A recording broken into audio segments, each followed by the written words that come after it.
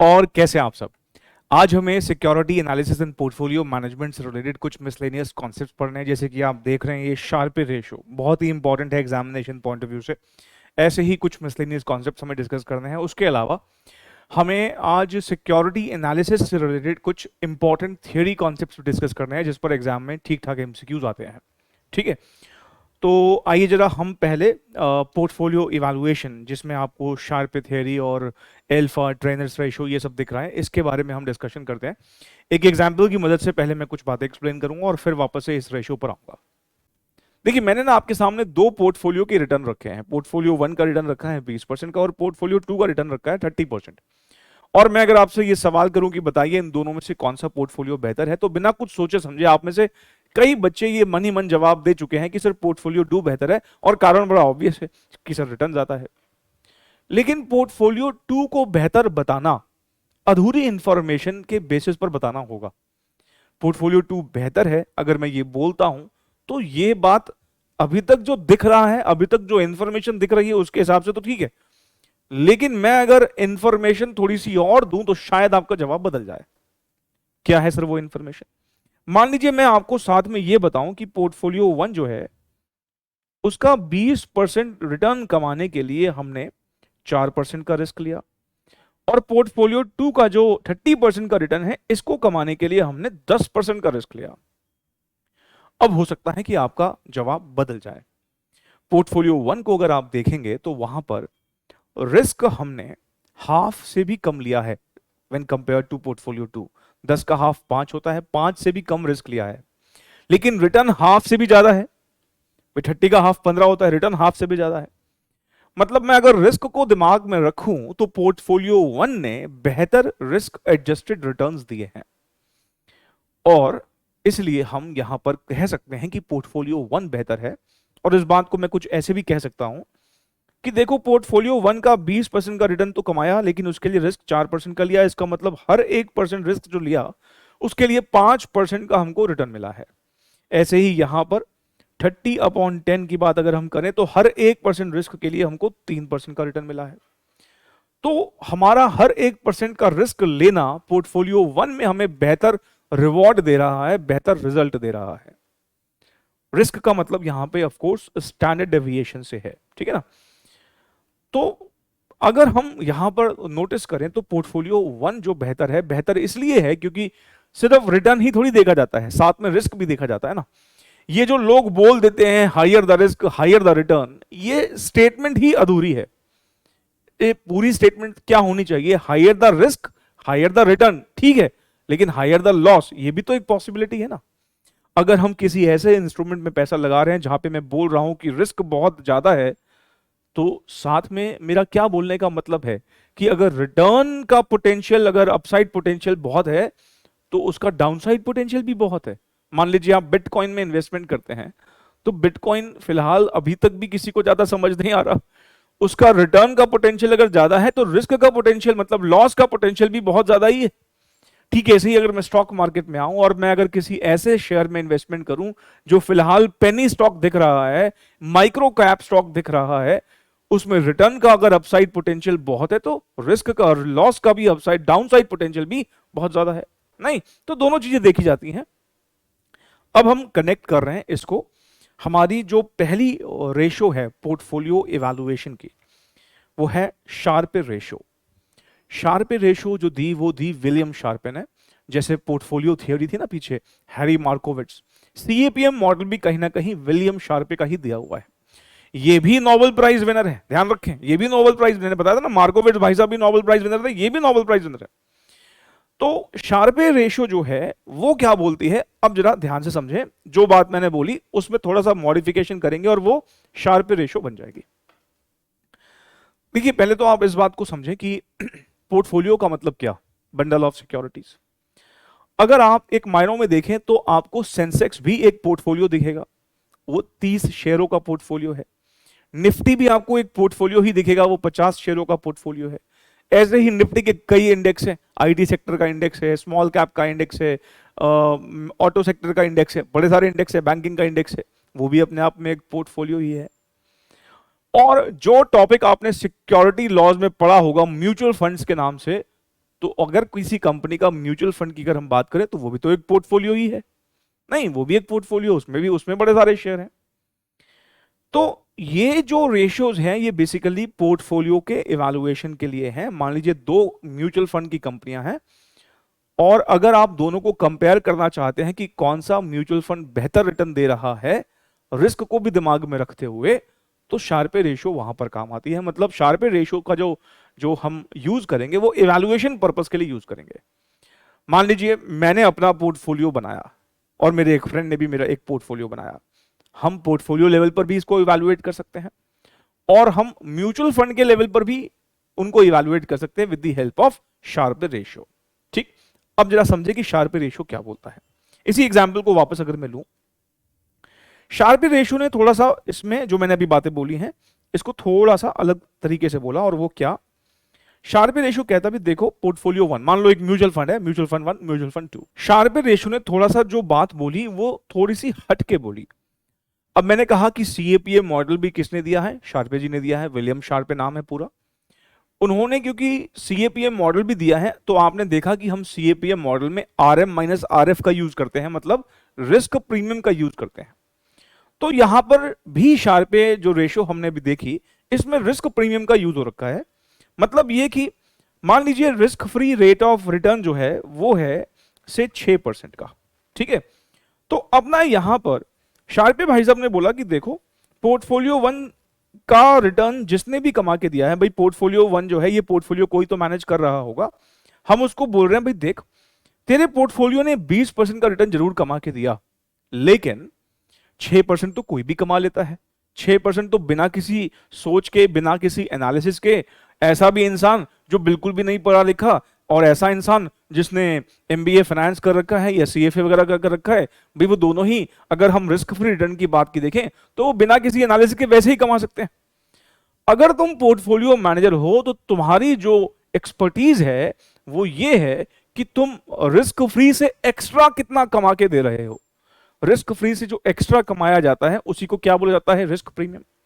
तो हमने कहा भाई देखो तुम्हारा जो इंटेलिजेंस है, तुम्हारी जो पढ़ाई है, उसके बेसिस पर तुमने 14% एक्स्ट्रा कमाया है, और 14% के लिए यहां पे रिस्क कितना था, 4% का था, और यहां पे शायद कितना था मैंने मिटा दिया, यहां 10% का था, है ना। और 10 इसका भी अगर हम रिस्क प्रीमियम निकालें तो 24% का इसका है। देखा जाए तो हमने पहले क्या किया, जो पोर्टफोलियो से रिटर्न आया हमने देखा रिस्क फ्री से एक्सेस में कितना कमाया है, 6 से ऊपर कितना कमाया है 14, ऐसे ही पोर्टफोलियो 2 में 6 के ऊपर कितना कमाया है 24। ये पोर्टफोलियो मैनेजर की एक्सपर्टीज है। मतलब जैसे ही हम बोलते हैं पोर्टफोलियो बनाएंगे इसका मतलब हम रिस्क ले रहे हैं, और रिस्क लेने के लिए जो हमें रिवॉर्ड मिल रहा है उसी को ही रिस्क प्रीमियम बोलते हैं। तो यहां पहले तो बात समझे कि रिस्क प्रीमियम को बेस लेना है, और हमने कहा अब हम करेंगे 14 को 4 से डिवाइड करेंगे, 24 को 10 से डिवाइड करेंगे, और जो आएगा हम अब कहेंगे कि ये जो है ना ये रिस्क एडजस्टेड रिटर्न है। ये क्या है, ये रिस्क एडजस्टेड रिटर्न है। 14 को 4 से डिवाइड करते ही आता है 3.5, 3.5 आता है, और यहां पर आता है 2.4। आंसर तो वही आया। अभी भी हम क्या बोलेंगे, पोर्टफोलियो वन जो है वो बेहतर है। तो शार्पे रेशियो ने बेसिकली क्या बताया, शार्पे रेशियो ने ये नहीं बताया कि हर 1% रिस्क के लिए रिटर्न कितना, हर 1% रिस्क के लिए रिस्क प्रीमियम कितना, राइट। हर 1% रिस्क के लिए रिस्क प्रीमियम कितना। फॉर्मूला देखिए क्या है, फॉर्मूला है आरपी। आरपी मतलब return of portfolio minus RF, मतलब रिस्क फ्री रिटर्न जो हमें मिलता, मतलब देखा जाए तो पोर्टफोलियो का रिस्क प्रीमियम है, डिवाइड किससे किया हमने, standard deviation of the portfolio. Portfolio का जो रिस्क है, स्टैंडर्ड डेविएशन मतलब जो रिस्क है वो हमने यहां पर कंसीडर किया है, और ये बेसिकली हमारे हर 1% रिस्क के लिए रिस्क प्रीमियम कितना मिल रहा है ये यहां पर बताया जा रहा है। एग्जामिनेशन पॉइंट ऑफ व्यू से अल्ट्रा इंपॉर्टेंट कॉन्सेप्ट है। कई बार इस पर एमसीक्यू, मतलब 2-3 बार तो एमसीक्यू आ ही चुका है, और बड़ा सिंपल एमसीक्यू आता है, फिर से अगर आएगा तो आप आराम से उसे अटेम्प्ट कर पाएंगे। ठीक है, अब जरा और बातें सुनिएगा क्या क्या है। सबसे पहले हम देख पा रहे हैं कि यहां पर हमने जो डिसीजन लिया वो रिस्क फ्री रिटर्न के बेसिस पे ही नहीं, सिर्फ रिटर्न के बेसिस पे ही नहीं, सिर्फ स्टैंडर्ड डेविएशन के बेसिस पे ही नहीं, हमने यहां पर जो डिसीजन लिया है हम कह सकते हैं रिस्क एडजस्टेड रिटर्न्स के बेसिस पे लिया है। हमने रिस्क को भी दिमाग में रखा है, तो आप ना कह सकते हो कि ये जो है ना ये risk adjusted return based decision देता है। ठीक, ये बात आपको समझनी है। फिलहाल मैं अभी इस पे एमसीक्यू कराऊं, उसी से कनेक्टेड है ट्रेनर रेशियोज। ये वाली रेशियो जो है ये अभी तक हमारे इंस्टीट्यूट ने नहीं पूछी है, बट क्योंकि मिलती जुलती है, कहीं एग्जाम में आ ना जाए, तो मैंने इसलिए इस पर भी सोचा कि साथ में ही डिस्कशन कर लेता हूं। दोनों में कोई फर्क नहीं है, फर्क डिनोमिनेटर में है। देखिए अभी ना हम आगे चल के एक छोटी सी बात और करेंगे कि जो ये स्टैंडर्ड एविएशन होता है, स्टैंडर्ड एविएशन होता है, ये टोटल रिस्क होता है। ये किसी भी शेयर का क्या होता है? टोटल रिस्क होता है, किसी भी पोर्टफोलियो का टोटल रिस्क होता है। और टोटल रिस्क के दो हिस्से हमने पढ़े, कौन कौन से? सिस्टमैटिक रिस्क, और दूसरा रिस्क कौन सा? Unsystematic risk. मतलब अगर सपोज आपको बिल्कुल कंप्लीट पिक्चर लेनी हो रिस्क की, तो स्टैंडर्ड एविएशन बेहतर टूल है। सिस्टमैटिक रिस्क स्टैंडर्ड एविएशन का ही एक हिस्सा है, और अनसिस्टमैटिक रिस्क जो है वो दूसरा हिस्सा है। शार्पे रेशो ने ध्यान रखना, बेसिस जो लिया है हर 1% रिस्क के लिए कितना रिस्क प्रीमियम, वो रिस्क कौन सा वाला लिया है? टोटल रिस्क लिया है, मतलब स्टैंडर्ड एविएशन लिया है। और ट्रेनर रेशो उसका एक मॉडिफाइड वर्जन है। यहां पर हमने क्या लिया है? यहां पर हमने जो हमारा पोर्टफोलियो है उसका बीटा लिया है, और बीटा मतलब सिस्टमैटिक रिस्क ही कंसीडर किया है, अनसिस्टमैटिक रिस्क नहीं कंसीडर किया। सोचने वाले ने ये सोचा होगा कि जब हम पोर्टफोलियो बनाते हैं तो हमारा जो यूनिक रिस्क है, अनसिस्टमैटिक रिस्क है, क्योंकि वो रिड्यूस हो जाता है, इसलिए उन्होंने वो कंसीडर नहीं किया होगा। भाई जब मेरा पोर्टफोलियो बड़ा होता है तो अनसिस्टमैटिक रिस्क, हमने कहा ना, वो तो डाइवर्सिफिकेशन से रिड्यूस होता है, सिस्टमैटिक रिस्क नहीं होता है लेकिन अनसिस्टमैटिक होता है। तो सोचने वाले ने ये सोच के बीटा को कंसीडर किया। मतलब अगर मैं शार्पे रेशो को थोड़ा सा मॉडिफाई कर दूं, स्टैंडर्ड एविएशन को हटा के सिर्फ सिस्टमैटिक रिस्क मतलब बीटा कंसीडर कर लूं, तो वो फिर दूसरी ट्रेनर्स रेशो, इसको भी हम देख सकते हैं। ठीक है, तीसरा एक होता है, मैं भी इसमें सब पे एमसीक्यू कराऊंगा जो एग्जाम में आ रखे हैं, और जो या आ सकते हैं एक वो भी करवाऊंगा। तीसरा होता है अल्फा, जेनसेंस अल्फा, सिंपली अल्फा भी बोल देते हैं। हमने पीछे सीएपीएम के अकॉर्डिंगली फेयर रिटर्न कंप्यूट करना सीखा था, याद है ना आपको? सीएपीएम रिटर्न में आपको बार बार कह रहा था ये फेयर रिटर्न है। ये क्या है? फेयर रिटर्न है। मान लीजिए मैंने किसी शेयर में इन्वेस्टमेंट किया, मेरा फेयर रिटर्न 15% का था, पर बाद में देखा साल जब बीत गया तो रिटर्न मिला 25% का। तो जो ये 10% एक्स्ट्रा मिला है ना, इसी को बोलते हैं अल्फा। अल्फा मतलब एक्सेस रिटर्न। और अल्फा कब जनरेट होता है? उम्मीद से ज्यादा जब मिलता है तो अल्फा जनरेट होता है। अल्फा जो ये वर्ड है, ये कई बार आप इकोनॉमिक टाइम्स, बिजनेस स्टैंडर्ड वगैरह, अगर आप फाइनेंशियल न्यूज़पेपर्स वगैरह पढ़ते हैं तो वहां पर आपको सुनने को मिलेगा।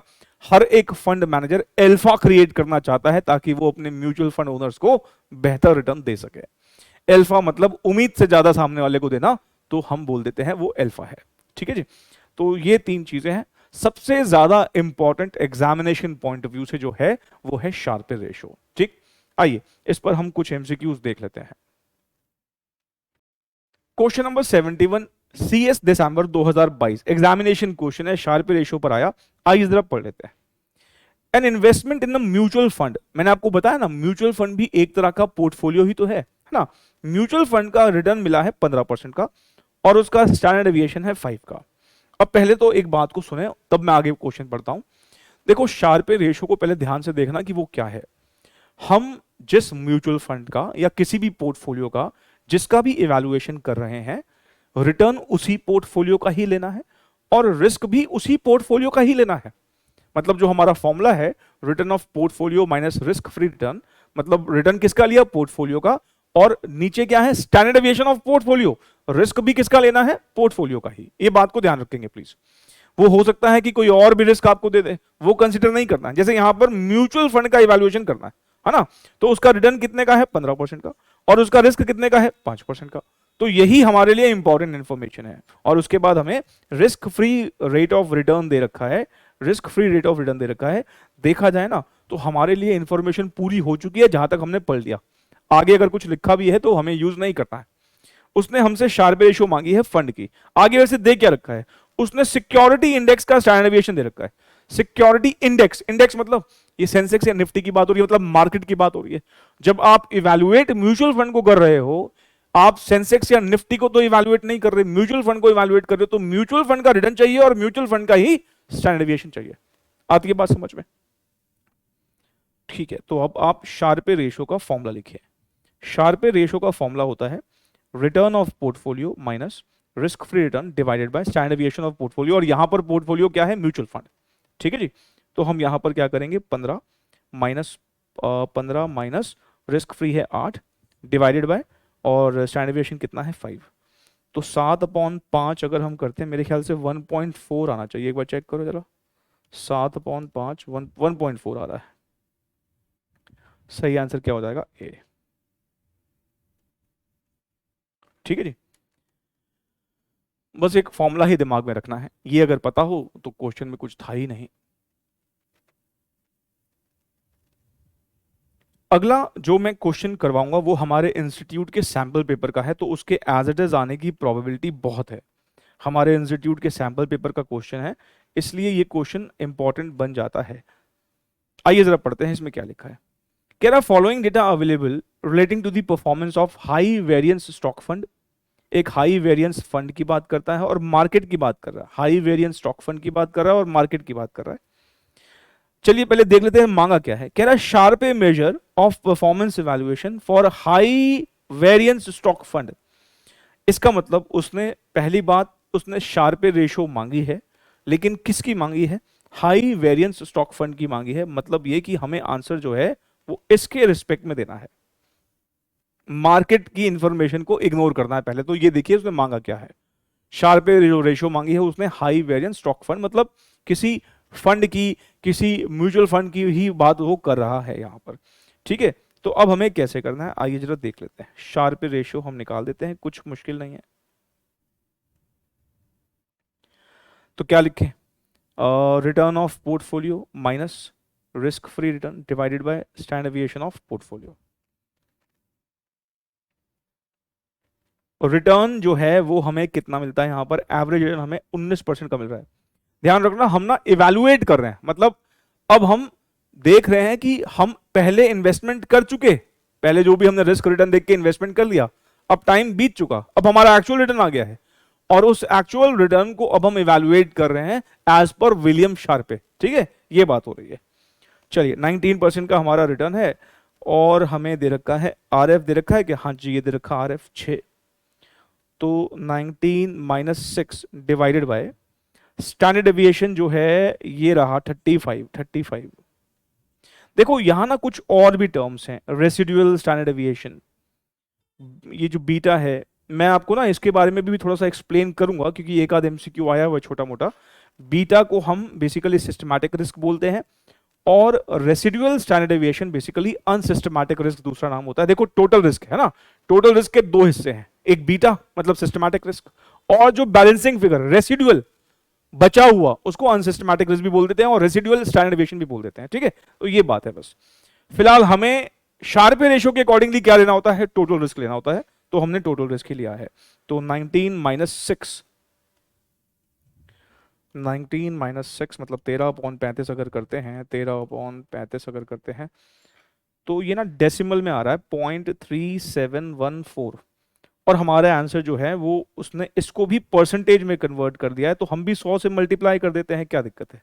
37.14 मतलब डी इज द आंसर। हमारे इंस्टीट्यूट के स्टडी मैट का क्वेश्चन है, एज इट इज आने की पूरी पूरी पॉसिबिलिटी है। Sharpe ratio. आइए क्वेश्चन 73 देखिए, दोनों एग्जामिनेशन क्वेश्चन है शार्पे रेशो पे ही है, लेकिन शार्पे रेशो पर थ्योरेटिकल एमसीक्यू है, और जो दुनिया थ्योरेटिकल बोलते हैं, जिन्होंने प्रैक्टिकल कर रखा हो, तो वो आराम से इसको भी बता सकते हैं कि ये क्या बात हो रही है। आइए जून 2021 का देखते हैं। अब ध्यान से पहले वर्ड्स को पढ़ना। Suppose two portfolios have the same average return. कह रहा मान लीजिए दोनों पोर्टफोलियोज का सेम रिटर्न है। कभी भी बात अगर ना समझ में आ रही हो ना, तो थ्योरेटिकल डेटा लेके आप जो है बातें साथ साथ लिखते भी जा सकते हो। फॉर एग्जाम्पल सपोज यहां पे मान लीजिए दो पोर्टफोलियो, पोर्टफोलियो 1 पोर्टफोलियो 2, उसने पहले आपसे क्या बोला? उसने पहले बोला कि जो इनका रिटर्न है हैव सेम एवरेज रिटर्न, मान लो सेम एवरेज रिटर्न, मान लो इनका भी इसका भी 20% का रिटर्न है और इसका भी 20% का रिटर्न है, मान लो ऐसे मान लिया हमने। ठीक, अच्छा कह रहा है सेम स्टैंडर्ड डेविएशन, अरे क्या बात, कह रहा है रिस्क भी सेम है, रिस्क भी सेम है। मान लो इसका रिस्क हमने लिया 10, इसका भी रिस्क कितना हो जाएगा फिर 10।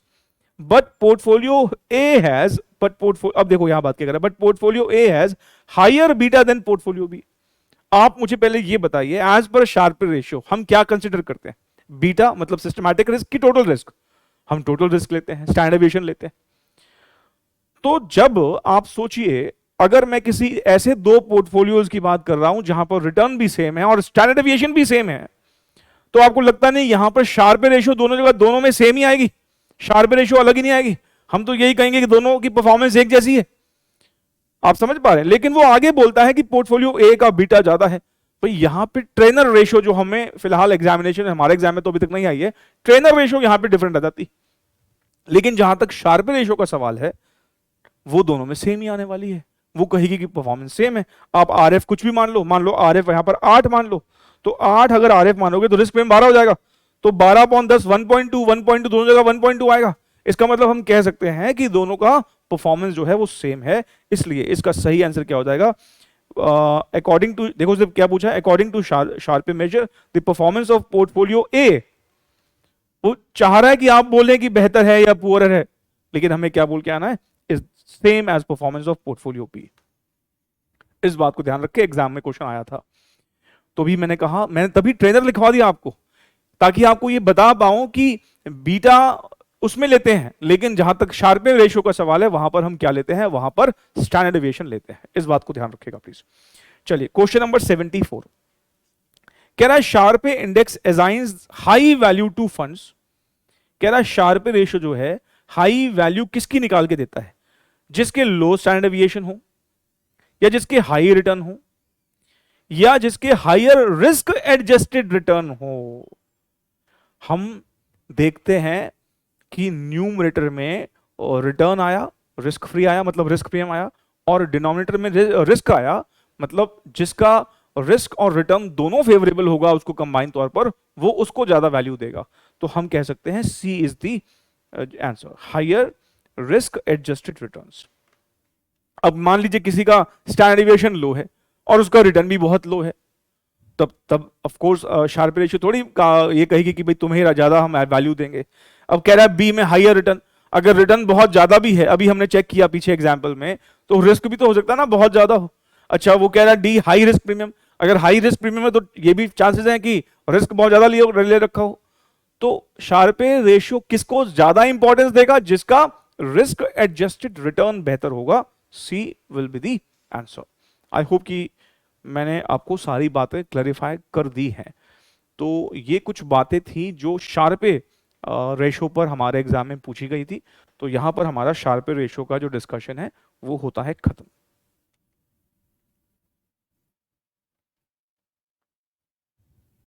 देखिए अल्फा पे मैं आपको एक क्वेश्चन ये इसलिए करवा रहा हूं क्योंकि ये सीएस प्रोफेशनल में एक क्वेश्चन आया था, और हो सकता है कि हमारे एग्जाम में भी ना पूछ ले। और अल्फा में ना कुछ टिपिकल है नहीं। अल्फा में आपको सिंपली क्या करना है कि पहले तो सीएपीएम का रिटर्न निकालना है जो आपको आता है, और उसके बाद उसको ना कंपेयर करना है एक्चुअल रिटर्न से। हो सकता है कि बहुत ही सिंपल क्वेश्चन आ जाए आपके एग्जाम में, एक्चुअल रिटर्न दे दे और सीएपीएम रिटर्न निकालने के लिए वो आरएफ आरएम बीटा बीटा सब कुछ दे दे। तो आप देख लीजिएगा कि एक्चुअल रिटर्न कितना ज्यादा है, जितना ज्यादा एक्चुअल रिटर्न होगा उसी को अल्फा बोलते हैं, सिंपल। तो यहां पर उसने देखो हमसे ना कंप्यूट दी अल्फा अल्फा मांगा है, लेकिन ना यहां पे जो सीएस क्योंकि प्रोफेशनल में ये क्वेश्चन था, एक्चुअल रेट ऑफ रिटर्न ना 4 सालों का दिया है और हमसे पूछ रहा है कि बताओ कि अल्फा कितना है। तो पहले तो आप पता है क्या करो, पहले तो आप रिटर्न एज पर सीएपीएम निकाल लो, उसके बाद देखा जाएगा कि क्या करना है। रिटर्न एज पर सीएपीएम को याद है ना मैं क्या कह रहा था? मैं उसको फेयर रिटर्न कह रहा था। सीएपीएम वाले रिटर्न को हम क्या कह रहे थे? फेयर रिटर्न कह रहे थे। तो RF plus beta multiplied by RM minus RF, है ना। हमारा आरएफ कितना है सर? हमारा आरएफ हमें इस क्वेश्चन में दे रखा है 5% का। बीटा कितना है? 1.15, और आरएम है 14 माइनस 5। जरा चेक करके बताना जरा कितना आता है ये। 5% प्लस 9 को अगर हम मल्टीप्लाई करते हैं 1.15 से तो ये आता है 10.35। 10.35 तो ये हो गया 15.35% है ना। ये हमारा क्या आ गया है, ये हमारा फेयर रिटर्न आ गया। अब हमें देखना है कि हमें एक्चुअली में क्या मिला है। और मैंने आपको क्या बताया, अब ना हम इवैल्यूएशन कर रहे हैं। जब हम पहले रिस्क निकाल रहे थे, स्टैंडर्ड डेविएशन निकाल रहे थे, तो हम ना प्रेजेंट में खड़े थे और फ्यूचर की बात कर रहे थे। अब हम प्रेजेंट में खड़े हैं और पास्ट की बात कर रहे हैं कि हमारे पोर्टफोलियो ने या हमने जहां पे इन्वेस्टमेंट किया है उसने कैसे परफॉर्म किया है। अब आपको यहां पर दे रखा है पिछले 4 सालों का रिटर्न, और कितना रिटर्न है, ईयर 1, ईयर 2, ईयर 3, ईयर 4। तो भाई ठीक है, 4 सालों का है तो एवरेज कर लेते हैं। नहीं, आइए जरा एक्चुअल रिटर्न कंप्यूट कर लेते हैं। अब ये सीएस प्रोफेशनल में क्वेश्चन आया था हमारे एग्जाम में। हो सकता है कि एमसीक्यू आए तो आपको सीधे दोनों चीजें बता दे और कह दे अल्फा। अब होता पता क्या है, जिस बच्चे ने नहीं पढ़ रखा उसको लगेगा अल्फा पता नहीं क्या चीज मांग ली। नहीं, वो तो अल्फा सुनते ही परेशान हो जाएगा। पता है तो अल्फा में कुछ है ही नहीं।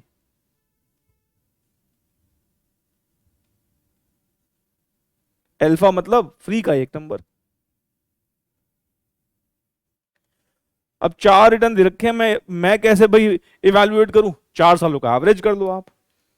18.83, 12.65, 15.35, 16.57 डिवाइड बाय 4, 15.85 का रिटर्न आ रहा है। 15.85 रिटर्न आ रहा है। आप बताइए, आपने बेहतर परफॉर्म किया है या बेकार परफॉर्म किया है। सर फेयर जो मिलना चाहिए उससे ज्यादा मिला है।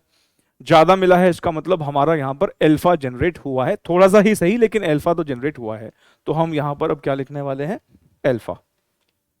तो अल्फा कैसे निकलता है, अल्फा निकालने का तरीका है एक्चुअल रिटर्न में से फेयर रिटर्न माइनस कर दीजिए।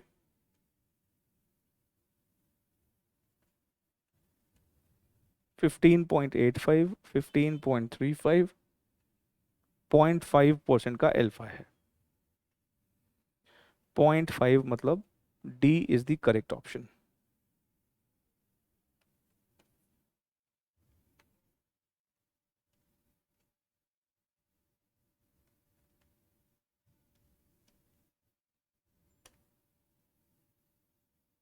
ठीक है, देखिए अब ना हम कुछ इंपॉर्टेंट थियरी कॉन्सेप्ट डिस्कस करने लगे हैं, और जो हम बातें करेंगे ये सारी एग्जामिनेशन पॉइंट ऑफ व्यू से रिलेवेंट है। देखिए जब भी कोई इन्वेस्टर किसी कंपनी के शेयर में इन्वेस्टमेंट करता है तो वो रैंडमली ऐसे ही नहीं कि किसी भी कंपनी का शेयर पिक कर ले और उसमें इन्वेस्टमेंट करते हैं। हालांकि आप अपने आसपास शायद ऐसे लोगों को देखें जो किसी से सुना और शेयर में इन्वेस्टमेंट कर दिया, या फिर कंपनी का नाम सुना बड़ा, जैसे रिलायंस है, टीसीएस है, इन्फोसिस है, बड़ा नाम सुन के शेयर में इन्वेस्टमेंट कर दिया।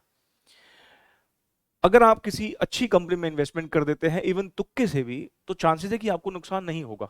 लेकिन होगा क्या, अगर आपने ऐसे ही किसी भी कंपनी में इन्वेस्टमेंट कर दिया तो यह भी एक पॉसिबिलिटी है कि शायद आप बड़े हाई वैल्यूएशंस पर शेयर को खरीद लें। जब शेयर बहुत ज्यादा भाग चुका होता है ना, बड़े महंगे रेटों पे आपने शेयर खरीद लिया, लॉन्ग टर्म में नुकसान तो नहीं करेगा लेकिन आपको रिटर्न देने में थोड़ा वक्त लगा देगा। मतलब ये कि अगर हम एक अनइन्फॉर्म्ड इन्वेस्टर की बात करते हैं तो जनरली वो तुक्के से इन्वेस्टमेंट कर देता है। लेकिन क्योंकि हम तो यहाँ पढ़ाई लिखाई की बात कर रहे हैं, हम तो ये टॉपिक पढ़ रहे हैं, मतलब हम एक ऐसे इन्वेस्टर की बात कर रहे हैं जो कि इन्फॉर्म्ड इन्वेस्टर है। मतलब उसने पढ़ लिख कर सोच समझ कर कंपनी के शेयर में इन्वेस्टमेंट करने का सोचा है। अब जो ये पढ़ना लिखना, ये एनालिसिस करना, ये दो हिस्सों में, या कहें कि सिक्योरिटी एनालिसिस की दो बेसिक अप्रोचेस हैं। पहली अप्रोच है फंडामेंटल एनालिसिस और दूसरी अप्रोच है टेक्निकल एनालिसिस। क्या होता है अभी मैं इस पे बात करूंगा।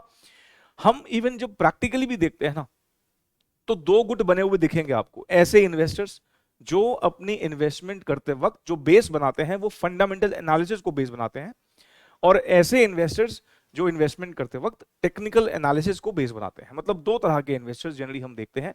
हालांकि अब जो है तीसरे तरह के इन्वेस्टर्स भी बड़ा ध्यान दे रहे हैं, और वो कौन है, जो दोनों को इंटीग्रेट करके इन्वेस्टमेंट करते हैं। बेस्ट है ये।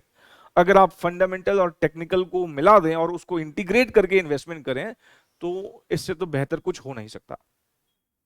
अब हम ऐसा करते हैं, पहले एक एक करके बात करते हैं। पहले हम फंडामेंटल एनालिसिस से रिलेटेड कुछ बात करेंगे, फिर टेक्निकल एनालिसिस से रिलेटेड कुछ बात करेंगे, और फिर हम जो है अपने कुछ थियरी एग्जामिनेशन एमसीक्यूज भी देखेंगे। तो आइए पहले हम फंडामेंटल एनालिसिस पर कुछ बात कर लेते हैं। देखिए, जो फंडामेंटल एनालिसिस है, जो कि हमारा पहली अप्रोच है, पहली बेसिक अप्रोच है सिक्योरिटी एनालिसिस की, ये बेसिकली फोकस करती है कंपनी की जांच पड़ताल पर। मतलब जिस कंपनी में आप इन्वेस्टमेंट करने जा रहे हो उसकी जांच पड़ताल करो, या फिर कहें, आपने कभी लॉ में ये वर्ड सुना होगा, ड्यू डिलिजेंस। मतलब जिस कंपनी का शेयर हम खरीदना चाहते हैं उसका बढ़िया से ड्यू डिलिजेंस कर डालें। अब वो कैसे होगा? आप उस कंपनी के पास्ट ईयर की रेवेन्यूज में ग्रोथ देखिए कितनी है, कंपनी के प्रॉफिट्स पर फोकस करें, कंपनी के खर्चे पर फोकस करें। आप ये बात चेक करें कि कंपनी का डिविडेंड का ट्रैक रिकॉर्ड कैसा है, उसका रिटर्न ऑन इक्विटी कैसा है, रिटर्न ऑन इन्वेस्टमेंट कैसा है, अर्निंग पर शेयर क्या है, प्राइस अर्निंग जो रेशियो है, पी मल्टीपल, वो क्या है। मतलब कंपनी की जिन जिन तरीकों से जांच पड़ताल हो सकती है वो सारी करनी है। ये फंडामेंटल एनालिसिस के मेन दायरे में आता है। अब ध्यान से प्लीज और बातें सुनना। जब हम बात करते हैं कि कंपनी की जांच पड़ताल करें, तो सिर्फ कंपनी की बैलेंस शीट और प्रॉफिट एंड लॉस अकाउंट को ही नहीं देखना, क्योंकि उसमें भी प्रॉब्लम यह है कि वो भी मैनिपुलेट किए जा सकते हैं। और पीछे हमने कितनी चीजें देखी हैं भाई। फाइनेंशियल स्टेटमेंट्स का मैनिपुलेशन तो चलता ही आया है, फ्रॉड सामने बाद में निकल के आते हैं। इसलिए यह भी देखना जरूरी है कि जो कंपनी को चला रहा है, मतलब जो कंपनी की मैनेजमेंट है, उसकी इंटेग्रिटी कैसी है। अगर वो रतन टाटा जैसा इंसान है तो भैया, अब टाटा ग्रुप की कंपनियों जो है एक अलग ही रिस्पेक्ट से देखा जाता है। और अगर मैं थोड़ा सा और आपको एक्सप्लेन करूं, जैसे आपने विजय माल्या जी का नाम सुना ही है, और राहुल भाटिया, इसका नाम नहीं सुना होगा। राहुल भाटिया बेसिकली इंडिगो के ओनर है। अब दोनों में फर्क देखिए, एक इंसान ने एयरलाइंस को डुबा डाला, मतलब किंगफिशर जो एयरलाइंस थी वो डूबी, और राहुल भाटिया एक अकेला इंसान है जो कि इंडिगो को, जो मतलब हालांकि उनका भी दो लोगों ने मिलकर शुरू की थी, लेकिन आज कंपनी के जो मेन कंट्रोल है वो राहुल भाटिया के पास है।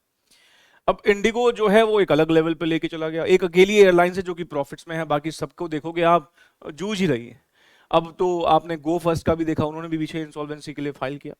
तो हम मैनेजमेंट पर भी फोकस करते हैं।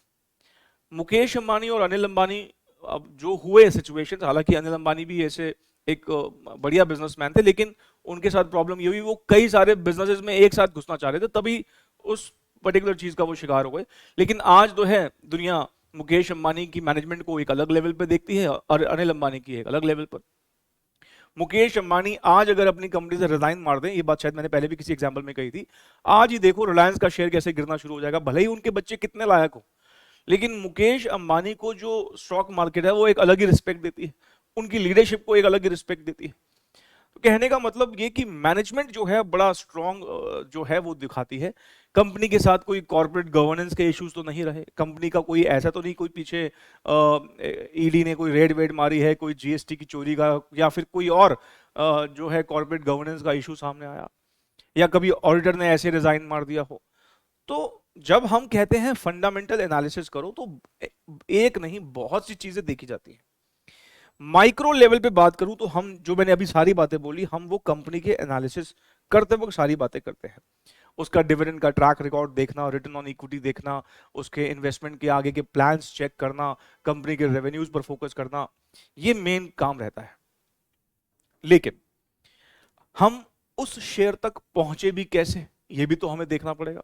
भाई वो जो शेयर का आपने अभी ड्यू डिलिजेंस किया, या जिस शेयर का आपने रेवेन्यू का और बाकी सबका ट्रैक रिकॉर्ड किया, उस तक आप पहुंचे कैसे, ये भी तो बताइए। देखिए, आपने जब किसी शेयर को चुना है तो वो किसी ना किसी इंडस्ट्री को तो बिलोंग करता ही होगा। फॉर एग्जाम्पल, अगर मैं बात करता हूं से टाटा मोटर्स की, तो वो एक ऑटो सेक्टर का शेयर है। अगर मैं बात करता हूं इन्फोसिस की, तो वो एक आईटी सेक्टर का शेयर है। अगर हम बात करें एसबीआई लाइफ की, तो ये एक इंश्योरेंस सेक्टर का शेयर है। ठीक ऐसे ही अगर मैं बलरामपुर चीनी की बात करूं, तो ये शुगर सेक्टर का शेयर है। हमारे कंट्री में कई सारी इंडस्ट्रीज हैं, एफएमसीजी है, ऑटो सेक्टर है, स्टील सेक्टर है, सीमेंट सेक्टर है, बैंकिंग सेक्टर है, ऐसे ही इंश्योरेंस सेक्टर है, बड़े सारे सेक्टर्स हैं। मतलब ये कि आप जिस कंपनी के शेयर में इन्वेस्टमेंट कर रहे हैं, हो सकता है कि उससे पहले आपने इंडस्ट्री का एनालिसिस किया हो और उसके बाद उस कंपनी के शेयर में इन्वेस्टमेंट किया हो। जैसे कि मान लीजिए कोविड के बाद से आपको पता है कि इंश्योरेंस को लेकर ना कई लोगों का दिमाग जागरूक हुआ है, और हमें लगता है कि अगर इंश्योरेंस सेक्टर जो है आगे चल के बढ़ने वाला है, वैसे भी हमारी कंट्री में इंश्योरेंस को लेकर अभी बहुत ज्यादा लो पेनिट्रेशन है। अगर हमें लगता है आगे जाके इंश्योरेंस का बिजनेस बढ़ेगा, तो मैं हो सकता है इन्वेस्टमेंट करते वक्त इंश्योरेंस के किसी पर्टिकुलर एक शेयर को सिलेक्ट करूं, या 2 शेयर को या 3 शेयर को सिलेक्ट करूं, अगर मैं डाइवर्सिफाई करना चाहता हूं तो। मतलब कहने का यह है कि हम हो सकता है शेयर खरीदने से पहले इंडस्ट्री का भी चयन करें। और आप इस बात को भी समझें, आज के दौर में सिर्फ इंडिया में ही नहीं, आप यहां बैठे बैठे यूएस के शेयर्स में भी इन्वेस्टमेंट कर सकते हैं। आप चाहें तो टेस्ला का भी शेयर खरीद सकते हैं, एप्पल का भी शेयर खरीद सकते हैं। और हमारी कंट्री में भी आप सोचिए ना, फॉरेन इंस्टीट्यूशनल इन्वेस्टर्स हमारी कंट्री में इन्वेस्ट करते हैं, एफआईआईज इन्वेस्ट करते हैं। हमारी कंट्री में ही क्यों, और भी तो कंट्रीज है, वियतनाम भी है, चाइना भी है, यूएस का भी स्टॉक एक्सचेंज है, और यूरोपियन कंट्रीज के कितने स्टॉक एक्सचेंजेस है। हमारी ही कंट्री में अगर कोई एफआईआई अगर आ रहा है तो कुछ तो सोच के आ रहा होगा, मतलब उसने जरूर हमारी कंट्री को भी पहले एनालाइज किया होगा। मतलब आप इन्वेस्टमेंट का प्रोसेस समझिए। एक शेयर को चुनना सिर्फ ही नहीं, एक शेयर को चुनने से पहले वो शेयर किस इंडस्ट्री का है इस बात को देखना, वो इंडस्ट्री किस कंट्री की है इस बात को भी देखना। भाई अगर कोई बाहर का इन्वेस्टर हमारी कंट्री में इन्वेस्टमेंट करने जा रहा है तो पक्का पक्का पहले उसने हमारी कंट्री के मैक्रो फैक्टर्स देखे होंगे। हमारी कंट्री का जीडीपी का प्रोस्पेक्ट क्या है, जीडीपी जीडीपी समझते हो, आसान से शब्दों में कहूं, अगर मैं पूरे देश की इनकम अगर मिला दूं तो मतलब पूरे देश की इनकम की बात करें तो वो जीडीपी है, आसान से शब्दों में। हालांकि जीडीपी को लेकर बहुत सारी और बातें बताई जा सकती है, लेकिन आसान से शब्दों में पूरे देश की इनकम को जीडीपी बोल देते हैं। तो कोई बाहर का इन्वेस्टर जब आएगा तो वो देखेगा ना कि हमारे देश की इनकम कैसे ग्रो करेगी, और देश की इनकम ग्रो करने के पीछे ये भी डिपेंडेंट है कि हमारे कंट्री में जो गवर्नमेंट है वो इन्वेस्टमेंट एक्टिविटी कितनी कंडक्ट करना चाह रही है। अगर हमारे देश में मान लो इंफ्रास्ट्रक्चर डेवलप हो रहा है, रोड डेवलप हो रहे हैं, हाईवेज बन रहे हैं, स्कूल्स बन रहे हैं, कॉलेजेस बन रहे हैं, बड़े बड़े एजुकेशनल इंस्टीट्यूशंस बन रहे हैं, रेलवे पर फोकस किया जा रहा है, डिफेंस पर फोकस किया जा रहा है, मतलब ये कि हर तरीके से इकोनॉमिक एक्टिविटी इंप्रूव होते हुए नजर आ रही है, तो दूसरे देशों को दिखेगा और वो हमारी कंट्री में इन्वेस्टमेंट करेंगे। मतलब ये फंडामेंटल एनालिसिस अगर आप देखें ना तो ये 3 लेवल सिस्टमैटिक प्रोसेस है, 3 लेवल सिस्टमैटिक प्रोसेस है। अगर हम शुरुआत एनालिसिस ऑफ द इकोनॉमी से करते हैं, मतलब यहां पर हम जीडीपी, इन्फ्लेशन, इंटरेस्ट रेट्स ये सब देखते हैं, और उसके बाद फिर हम सिलेक्ट कर लिया कि ठीक है इंडिया में इन्वेस्टमेंट करना है, उसके बाद फिर हम इंडस्ट्रीज का एनालिसिस करते हैं, और उसके बाद फिर हम एक कंपनी स्पेसिफिक होते हैं, मतलब फिर एक कंपनी का शेयर का सिलेक्शन करते हैं, तो हम बोलते हैं ये टॉप डाउन अप्रोच है। स्टॉक मार्केट की दुनिया में इसे टॉप डाउन अप्रोच बोलते हैं। टॉप मतलब पहले आपने बहुत बड़े मैक्रो को देखा, धीरे धीरे करते करते आप नीचे आए और एक शेयर को सिलेक्ट किया। ठीक इसका अपोजिट होता है bottom up approach. Bottom up approach में हम क्या करते हैं, हम पहले किसी कंपनी के शेयर का सिलेक्शन करते हैं, उसके बाद देखते हैं कि जिस इंडस्ट्री का वो शेयर है उस इंडस्ट्री में दम है कि नहीं, और फिर हम फाइनली इकोनॉमिक मतलब मैक्रो फैक्टर्स को देखते हैं। मतलब हमने रिवर्स किया। एक तरीका क्या है, टॉप डाउन। टॉप डाउन में हमने क्या किया, पहले इकोनॉमी देखी, उसके बाद इंडस्ट्री पर आए, और फिर फाइनली किसी कंपनी के शेयर पर आए और उस शेयर में इन्वेस्टमेंट किया।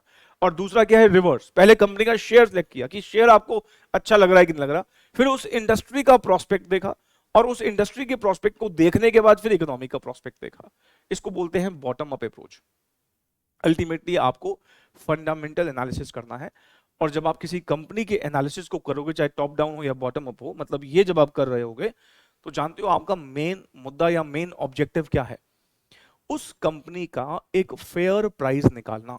उस कंपनी का एक फेयर प्राइस निकालना कि इस कंपनी का फेयर प्राइस क्या होना चाहिए। मैंने अपने एनालिसिस से पता लगाया कि इस कंपनी का जो शेयर है, इसका दाम जो है वो लगभग से 150 रुपीज का होना चाहिए। जब हम सीएमए में वैल्यूएशन ऑफ शेयर्स पढ़ते हैं तो वहां पर ना हम एक इंट्रिंसिक वैल्यू की बात करते हैं। मतलब हमने उस शेयर की एक इंट्रिंसिक वैल्यू या फेयर वैल्यू कंप्यूट करी, और मान लिया हमने लगा कि 150 रुपए होना चाहिए। फिर हम स्टॉक मार्केट में देखते हैं कि वो शेयर एक्चुअली में ट्रेड कितने पे हो रहा है। देखा कि यार ये शेयर तो अभी 120 रुपए का अवेलेबल है मार्केट में अभी 120 रुपए चल रहा है, 150 का होना चाहिए, मतलब मार्केट में सस्ता मिल रहा है, अंडर प्राइस्ड शेयर है, और ऐसे शेयर्स को हम खरीद लेते हैं। मतलब ये कि अगर हमने किसी कंपनी का फंडामेंटल एनालिसिस किया और हमें पता लगा कि इसकी इंट्रिंसिक वैल्यू कुछ है और शेयर में उससे कम दाम पे मिल रहा है, हमारे स्टॉक मार्केट में उससे कम दाम पे मिल रहा है, तो हम कहेंगे शेयर को बाय कर लेना चाहिए। हमने लेकिन कहा कि 150 रुपए का होना चाहिए, इंट्रिंसिक वैल्यू 150 है, लेकिन स्टॉक मार्केट में तो ऑलरेडी 200 रुपए का चल रहा है। मैं कह रहा था कि महंगा शेयर भी तो आप खरीद सकते हैं, तो हम क्या बोलेंगे कि शेयर जो है ये ओवर प्राइस्ड है, और ऐसे शेयर्स अगर आपके पास हों तो जनरली कहा जाता है कि प्रॉफिट बुक करके बेच देना चाहिए, और अगर नहीं है तो खरीदना तो नहीं चाहिए। मतलब हमें है तो सेल कर दो, अदरवाइज खरीदने की तो सलाह कोई देगा नहीं ऐसे शेयर पर। मतलब ये कि हम फंडामेंटल एनालिसिस जब फाइनली पूरा कर लेते हैं तो एक शेयर के ना फेयर प्राइस पर पहुंचते हैं, और उसी को हम इंट्रिंसिक वैल्यू बोलते हैं। क्या बोलते हैं? Intrinsic value. और उस इंट्रिंसिक वैल्यू को शेयर का जो ट्रेडेड जो भी प्राइस चल रहा होता है उससे कंपेयर करते हैं। अगर प्राइस कम मिल रहा है मार्केट में, सस्ता मिल रहा है तो खरीद लेते हैं, महंगा मिल रहा है तो अगर है तो बेच देते हैं। ठीक है, तो ये कुछ होता है फंडामेंटल एनालिसिस में। हालांकि हमारे इंस्टीट्यूट ने और बहुत सी बातें बोली हैं इस फंडामेंटल एनालिसिस को। रेगुलर बैच में तो मैं इस कॉन्सेप्ट के ऊपर एक अच्छा खासा आधे पौने घंटे का डिस्कशन होता है। फॉर एग्जांपल इंडस्ट्री लेवल में भी ना हम देखते हैं कि इंडस्ट्री किस स्टेज पे है। क्या अभी इंडस्ट्री की जस्ट स्टार्ट ही हुई है, नई नई इंडस्ट्री है? जैसे कि ईवीज की बात करें, अभी इलेक्ट्रिक व्हीकल्स में सारे तो कॉम्पिटिटर भी उतरे ही नहीं है, कुछ ही लोग बना रहे हैं। अभी अभी तो मारुति को आना है, और भी कई लोग उतरेंगे अभी इलेक्ट्रिक व्हीकल्स के बिजनेस में। तो कह सकते हो कि ये एक इनिशियल स्टेज की इंडस्ट्री है। ठीक ऐसे ही उसके बाद फिर होता है हमारा एक्सपेंजन वाली स्टेज, और फिर एक होती है लास्ट में स्टैग्नेशन। मतलब अब ये इंडस्ट्री खत्म ही समझो, मतलब बिल्कुल लास्ट मोमेंट पे। तो इस पे ना बड़े विस्तार में चर्चा करते हैं। फिलहाल अभी इस पे कोई क्वेश्चन आया नहीं हुआ, तो मैं अभी फिलहाल फंडामेंटल एनालिसिस पर ये बेसिक डिस्कशन कर रहा हूं। आप जरूर लेकिन उसको रीड करके जाइएगा। ठीक है, आइए अब इस पे ना जो एग्जाम के एमसीक्यूज है वो एक बार देख लेते हैं। क्वेश्चन नंबर 76, 77, 78 अगर आप देखोगे ना, फंडामेंटल एनालिसिस पर ये एमसीक्यूज आए। अब जैसे 76 जून 2022 का क्वेश्चन है। इसमें कहता है कि कोई एक एचएनआई इन्वेस्टर है। एचएनआई मतलब हाई नेटवर्थ इंडिविजुअल्स बोलते हैं इनको, थोड़े से अमीर इन्वेस्टर्स जो होते हैं एचएनआई बोल देते हैं। कोई वो इन्वेस्टर XYZ लिमिटेड में इन्वेस्टमेंट करना चाहता है, जो कि एक मेजर कंपोनेंट मैन्युफैक्चरिंग कंपनी है। कह रहा है कि इंटरनल एक्सटर्नल इंफॉर्मेशन तो हम ले ही लेंगे, उसके अलावा कंपनी को और क्या क्या देखना चाहिए अगर वो इस कंपनी के शेयर में इन्वेस्टमेंट करना चाहता है। तो कह रहा है क्या अर्निंग पर शेयर देखें, क्या हम पीई रेशो देखें, क्या हम डिविडेंड यील्ड रेशो देखें। भाई हम तो ये सभी कुछ देखेंगे, क्योंकि ये सभी कुछ देखना ही फंडामेंटल एनालिसिस है, कंपनी की पूरी जांच पड़ताल है। ये तीन बातें ही थोड़ी, और भी बहुत कुछ देखेंगे। कंपनी के रेवेन्यूज में कितना ग्रोथ आ रहा है ये भी देखेंगे, कंपनी का आगे जाके कैपिटल बजटिंग या फिर कहें कि इन्वेस्टमेंट प्लान्स क्या हैं ये भी देखेंगे, कंपनी के मार्जिन क्या हैं वो भी देखेंगे। नहीं, हम तो और भी बहुत कुछ देखेंगे। फिलहाल यहाँ तीन बता रखा है, तो ये तीनों तो देखनी है। ऑफ कोर्स कंपनी का earning per share, company dividend कितना बढ़ती है, प्राइस अर्निंग रेशियो ये बताता है कि कंपनी कितनी महंगी है, तो हमें ये भी देखना है। मतलब all of the above. Question number 77 अगर आप देखेंगे तो ये जून 2021 का था, और इसमें कहता है कि बताइए हम फ्यूचर अर्निंग कैपेसिटी जो है with the help of accounting ratios किस में प्रेडिक्ट करते हैं? टेक्निकल एनालिसिस में, इंडस्ट्री एनालिसिस में, इकोनॉमिक एनालिसिस में, और कंपनी एनालिसिस में। देखिए टेक्निकल तो मैंने अभी आपको समझाया नहीं। हम बेसिकली जब कंपनी का शेयर प्राइस कंप्यूट करते हैं तो कंपनी का शेयर प्राइस ऐसे ही कंप्यूट नहीं होता। पहले ना कंपनी का हमें अर्निंग कैपेसिटी, फ्यूचर में कंपनी क्या अर्न कर सकती है, वो भी हमें एस्टिमेट करना पड़ता है। मैंने कहा ना, जो काम कैपिटल बजटिंग में होता है वही काम यहां पर भी होता है।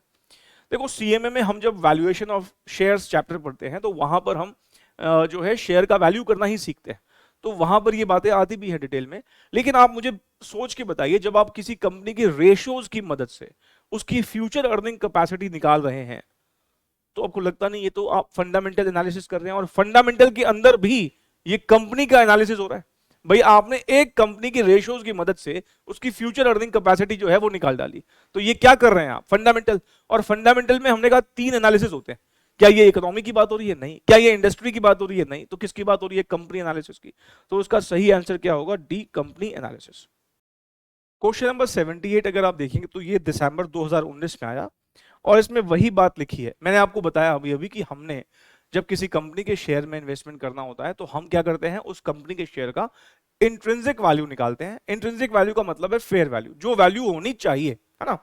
अब कह रहा है कि बताइए हमें क्या डिसीजन लेना चाहिए किसी पर्टिकुलर शेयर के रिस्पेक्ट में अगर उसकी इंट्रिंसिक वैल्यू जो है मार्केट वैल्यू से ज्यादा हो। इंट्रिंसिक वैल्यू मार्केट वैल्यू से ज्यादा होने का मतलब स्टॉक मार्केट में शेयर प्राइस देखा 100 रुपए है, लेकिन जो हमने अपने रफ में या कहें जो अपने वर्किंग्स में कैलकुलेट किया, उसका इंट्रिंसिक वैल्यू कैलकुलेट किया, देखा अरे तो 150 रुपए है। तो हमें ऐसे शेयर को क्या कर लेना चाहिए? खरीद लेना चाहिए, क्योंकि हमारे जो इन्वेस्टमेंट का जो हमने एनालिसिस किया है उसके हिसाब से शेयर का प्राइस 150 होना चाहिए। स्टॉक मार्केट में 100 रुपए का है तो ऐसे शेयर पर तो बाय बनता है, इसलिए हम क्या करेंगे, buy. C is the answer. तो ये कुछ थे एमसीक्यूज फंडामेंटल एनालिसिस से रिलेटेड। चलिए अब ना हम टेक्निकल एनालिसिस को थोड़ा सा समझते हैं, और उसको समझाने से पहले मैं कुछ बेसिक डिस्कशन आपके साथ करूंगा। हो सकता है ये सब बातें आपने अपने सिक्योरिटी लॉ वाले पेपर में भी शायद सुनी हो, पढ़ी हो, लेकिन स्टिल मुझे टेक्निकल एनालिसिस को समझाने के लिए ये कुछ बेसिक बातें आपको बतानी है। आइए जरा सुनिए कि क्या बातें हैं वो। आप जानते हैं कि हमारी कंट्री में दो मेन इंडेक्स है, एक बीएससी का सेंसेक्स है जिसमें 30 शेयर्स हैं, और एक एनएससी का निफ्टी है जिसमें 50 शेयर्स हैं। निफ्टी में क्योंकि 50 शेयर से तो हम कह सकते हैं कि निफ्टी एक बहुत या कहें निफ्टी एक ज्यादा डाइवर्सिफाइड पोर्टफोलियो है कंपेयर टू सेंसेक्स। अब मैं आपके सामने एक ऐसा कुछ चार्ट बना रहा हूं, और मैं आपको कहूं कि ये चार्ट जो है ये निफ्टी का चार्ट है, तो इस चार्ट को देख के आपको लगेगा कि हाँ निफ्टी जो है अप ट्रेंड में है, लगातार बढ़ रही है। निफ्टी का अगर आप एक मेजर ट्रेंड देखोगे तो वो आपको एक अप ट्रेंड में दिखेगी, और अगर हमारे स्टॉक मार्केट में अप ट्रेंड होता है तो हम बोलते हैं कि ये ट्रेंड बेसिकली बुलिश है। क्या बोलते हैं हम, ये बुलिश ट्रेंड है।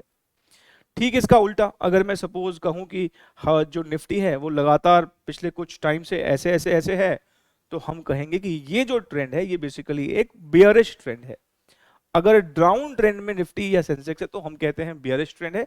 या कोई एक स्पेसिफिक शेयर का अगर हम चार्ट देखते हैं तो वो लगातार बढ़ रहा है तो हम उसे बुलिश, या लगातार घट रहा है तो हम बोलेंगे वो बियरिश ट्रेंड में है। तो पहले तो ये समझे कि बुलिश और बियरिश क्या होता है। बुलिश में हम बोलते हैं कि स्टॉक मार्केट या फिर कोई भी शेयर अप ट्रेंड में है, और बेयरिश ट्रेंड में जो है वो हम कहते हैं कि डाउन ट्रेंड में है। ठीक है ना, एक बात तो हुई है। अब टेक्निकल एनालिसिस में हम ऐसे ही किसी चार्ट की मदद लेते हैं, उस चार्ट से कुछ पैटर्न सामने आते हैं, अभी बात करेंगे सारी की सारी। मतलब हम चार्ट्स की मदद लेने का मतलब है हम पास्ट का ट्रेंड चेक करते हैं कि क्या रहा किसी एक शेयर का, या निफ्टी का, या सेंसेक्स का।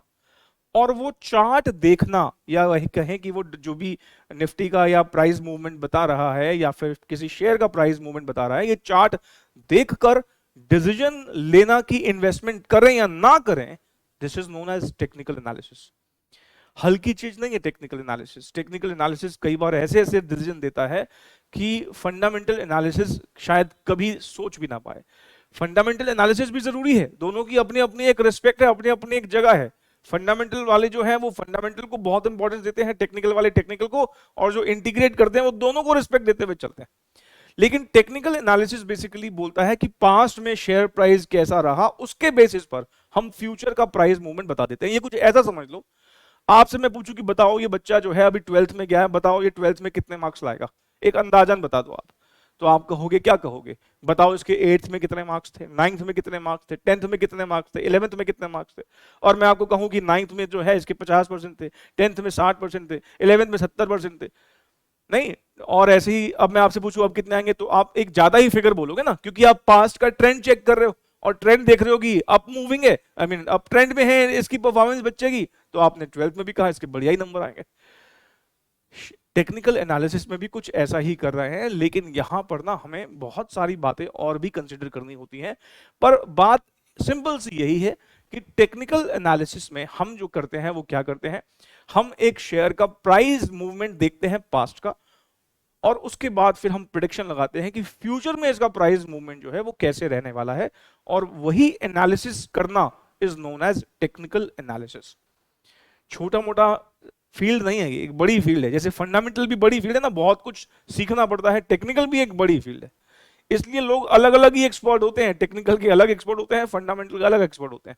दोनों चीजें आना तो एक वरदान है आपको, आप एक बहुत अच्छा परफॉर्मेंस कर सकते हैं स्टॉक मार्केट में। लेकिन हाँ, दोनों अपने आप में एक अलग अलग साइंसेज हैं।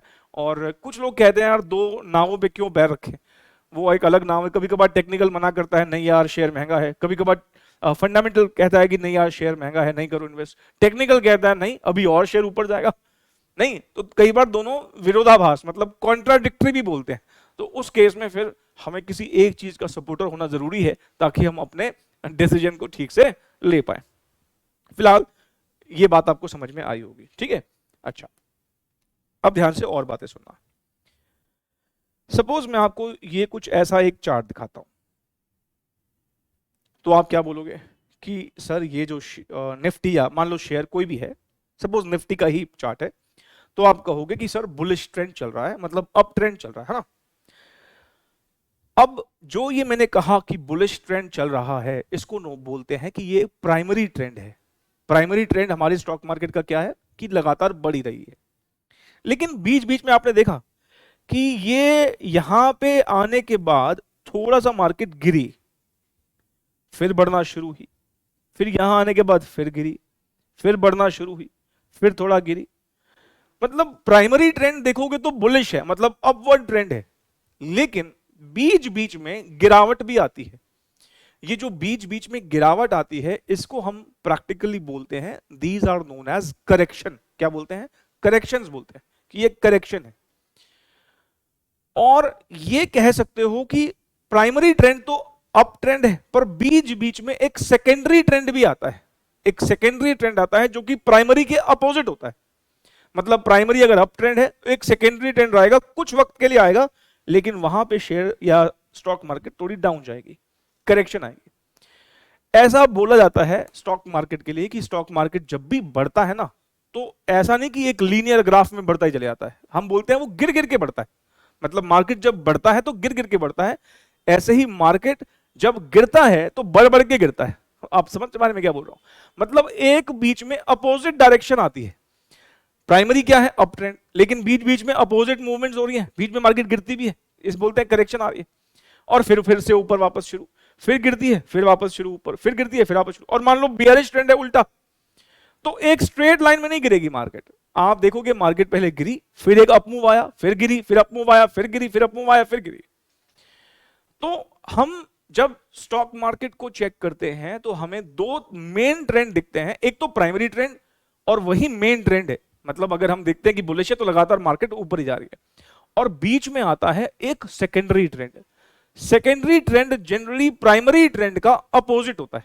सेकेंडरी ट्रेंड क्या होता है? जनरली प्राइमरी ट्रेंड का अपोजिट होता है। अब मैंने अभी जो बातें बोली हैं अभी लास्ट में आपको, इसमें से कुछ बातें या कई बातें जो है डाउ जोन्स थियरी में दी गई है, या सिंपली डाउ थियरी भी बोल देते हैं उसको। और ये डाउ थियरी जो है हमारे एग्जामिनेशन पॉइंट ऑफ व्यू से बहुत इंपॉर्टेंट है। आइए इस डाउ जोन्स थियरी को पढ़ते हैं। फिलहाल फंडामेंटल आप समझ गए। एक कंपनी की हम पूरी जांच पड़ताल कर डाले तो हम बोलते हैं फंडामेंटल है। और फंडामेंटल में बेसिकली क्या करते हैं? उसके profit and loss account, balance sheet, cash flow statement, उसकी मदद से रेशियोज ड्राइव करके ये सब चीजें देख के हम जो है एक डिसीजन पर अराइव होते हैं टेक्निकल में। लेकिन हम कहते हैं भाई हमें नहीं चाहिए तुम्हारी बैलेंस शीट, नहीं चाहिए तुम्हारा पीएनएल, छोड़ो, कंपनी का लेके आओ प्राइस का चार्ट। चार्ट देख के बता देंगे कि कंपनी का आगे क्या होने वाला है। सिंपल, ये फैक्ट है। फिर हमने एक बात नोटिस करी कि किसी भी कंपनी का शेयर या पूरी स्टॉक मार्केट अप ट्रेंड में भी हो सकती है, बुलिश ट्रेंड बोलते हैं, डाउन ट्रेंड में हो सकती है, बेयरिश ट्रेंड बोलते हैं। लेकिन जो प्राइमरी ट्रेंड है, बुलिश हो या बेयरिश हो, उसके अपोजिट एक मूवमेंट आती है। और वो जो अपोजिट मूवमेंट आती है उसको हम बोलते हैं सेकेंडरी ट्रेंड। क्या बोलते हैं? Secondary trend. आइए जरा डाउ थियरी या डाउ जोन्स थियरी को पढ़ते हैं एक बार। चलिए आइए डाउ जोन्स थियरी को अब हम डिस्कस करते हैं। देखिए सबसे पहले तो आप ये समझे कि इस थियरी का फंडामेंटल एनालिसिस के साथ कोई कनेक्शन नहीं है। ये एक बड़ी ही पुरानी थियरी है जो कि टेक्निकल एनालिसिस पर है। और जैसे कि मैं आपको भी समझा रहा था कि दो तरह के ट्रेंड मेनली होते हैं, इस थियरी के अकॉर्डिंगली वैसे तीन ट्रेंड है। हालांकि मेन ट्रेंड तो दो ही हैं, प्राइमरी और सेकेंडरी। जब हम किसी कंपनी के शेयर के चार्ट को देखें या निफ्टी या सेंसेक्स के चार्ट को देखेंगे तो हमें उसमें एक डेफिनेट ट्रेंड दिखेगा। अगर वो डेफिनेट ट्रेंड अप ट्रेंड दिख रहा है तो हम बोलते हैं कि वो बुलिश ट्रेंड है। कौन सा ट्रेंड है? बुलिश ट्रेंड है, बुलिश फेज है। और वो अगर हमें लगातार डाउन साइड दिख रहा है तो हम बोलेंगे वो एक बेयरिश ट्रेंड है। और उस बुलिश ट्रेंड में या बेयरिश ट्रेंड में एक बीच में अपोजिट डायरेक्शन आते हुए दिखेगी। जैसे मैंने आपसे कहा कि जब मार्केट बढ़ती है तो वो गिर गिर के बढ़ती है, और ऐसे ही जब मार्केट गिरती है तो बढ़ बढ़ के गिरती है। मतलब ये कि एक अपोजिट डायरेक्शन तो आना तय है, और उसी अपोजिट डायरेक्शन को हम सेकेंडरी ट्रेंड भी बोल देते हैं, और साथ में या फिर इंटरमीडिएट ट्रेंड भी बोल देते हैं। क्या बोल देते हैं? इंटरमीडिएट। तो प्राइमरी ट्रेंड या तो बुलिश होगा या बेयरिश होगा। 2008 की बात करें तो प्राइमरी ट्रेंड बेयरिश चल रहा था। आज की बात करें तो अभी तो लोग यही कह रहे हैं कि जो प्राइमरी ट्रेंड है तो वो बुलिश ही है, और बीच बीच में आप देखते हैं कि गिरावटें भी आती हैं। अब ये जो बीच बीच में गिरावटें आती हैं, मतलब जो मार्केट गिर गिर के चढ़ता है, तो जो बीच में जो ये गिरावटें आती हैं, ये कई बार गिरावटें ऐसी भी होती हैं जो एक एक दो दो ढाई ढाई महीने भी चल जाती हैं। मतलब मार्केट गिरना शुरू हुई तो पिछले एक महीने से ऊपर अब जा ही नहीं रही है, बीच बीच में गिरती चली जाती है। तो जो सेकेंडरी ट्रेंड होता है, तो पहले तो ये समझे कि अगर प्राइमरी ट्रेंड बुलिश मतलब अपवर्ड है, तो सेकेंडरी ट्रेंड जो है वो अपोजिट डायरेक्शन का होगा हमेशा, मतलब डाउनवर्ड होगा। ठीक ऐसे ही अगर प्राइमरी डाउनवर्ड है तो ये अपवर्ड होगा। डाउनवर्ड के लिए हम जनरली स्टॉक मार्केट में वर्ड यूज करते हैं करेक्शन। जब मार्केट बढ़ने के बाद गिरती है तो हम बोलते हैं कि करेक्शन हुई है। और ठीक ऐसे ही जब मार्केट गिरने के बाद बढ़ती है तो करेक्शन वर्ड नहीं, रैली वर्ड यूज होता है। क्या वर्ड यूज होता है? रैली। कि मार्केट में रैली आई है, मतलब मार्केट जो है अब बड़ी है, गिरने के बाद एक रैली आई है। तो ये वर्ड जनरली यूज होते हैं। देखिए, डाउ जोन्स थ्योरी के अकॉर्डिंगली प्राइमरी ट्रेंड और सेकेंडरी ट्रेंड तो होते हैं, ये तो मेन ट्रेंड है, लेकिन एक तीसरा ट्रेंड भी होता है जिसको हम माइनर ट्रेंड बोलते हैं।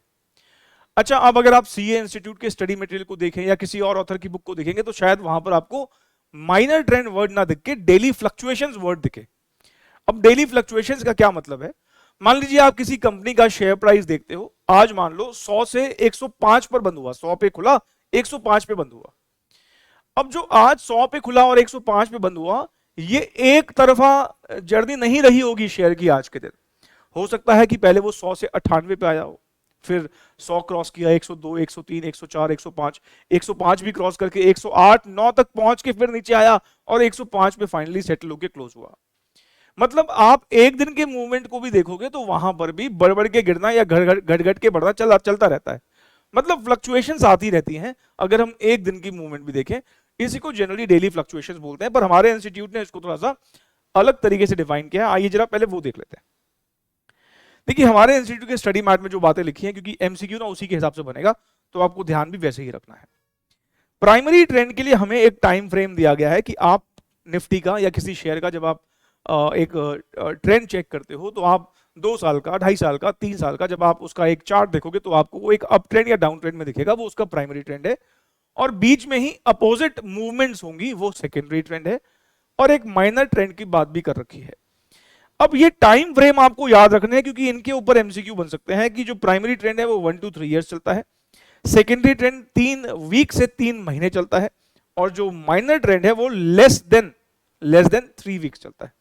अब मैं नंबर्स की मदद से बताऊंगा तो आपको ज्यादा समझ में आएगा। अब जो हमारा निफ्टी इंडेक्स है, मान लो उसने हाई बनाया लगभग 18,800 का, ठीक है, मैं रफ एक राउंड फिगर्स ले रहा हूं, चेंज हो सकती है। मान लो एक हाई बनाया 18,800 का और शुरू हुआ था, ये मान लो निफ्टी शुरू हुआ था 15,000 के लेवल से, ठीक है ना। फिर से बोल रहा हूं, काल्पनिक फिगर्स है, कहीं मेरे पास निफ्टी का चार्ट उठा के ले आओ। 15,000 से शुरू हुआ, 18,800 का हाई बनाया। हाई बनाने के बाद आप देख लो लगातार बढ़ता गया होगा तो बुलिश ट्रेंड में है। हाई बनाने के बाद हम देख रहे हैं कि पिछले 2 महीने से अब मार्केट करेक्शन मोड में है, मतलब गिरता जा रहा है, 2 महीने से गिरता जा रहा है। और पिछले 2 महीने में मार्केट जो है 17,400 के लेवल तक भी पहुंच गया।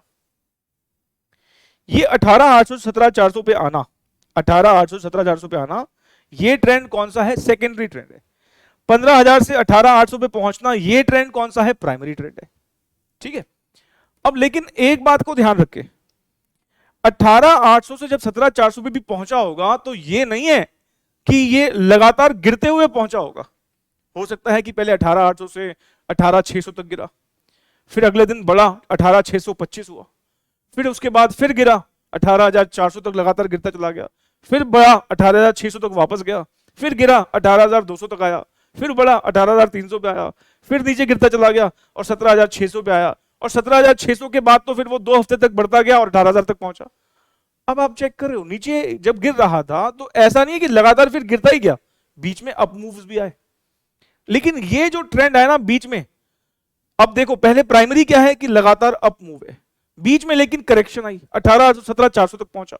अब 17,400 तक जब पहुंचा तो बीच बीच में जो गिरते गिरते अप मूव्स आए वो माइनर ट्रेंड्स कहलाते हैं हमारे इंस्टीट्यूट के हिसाब से।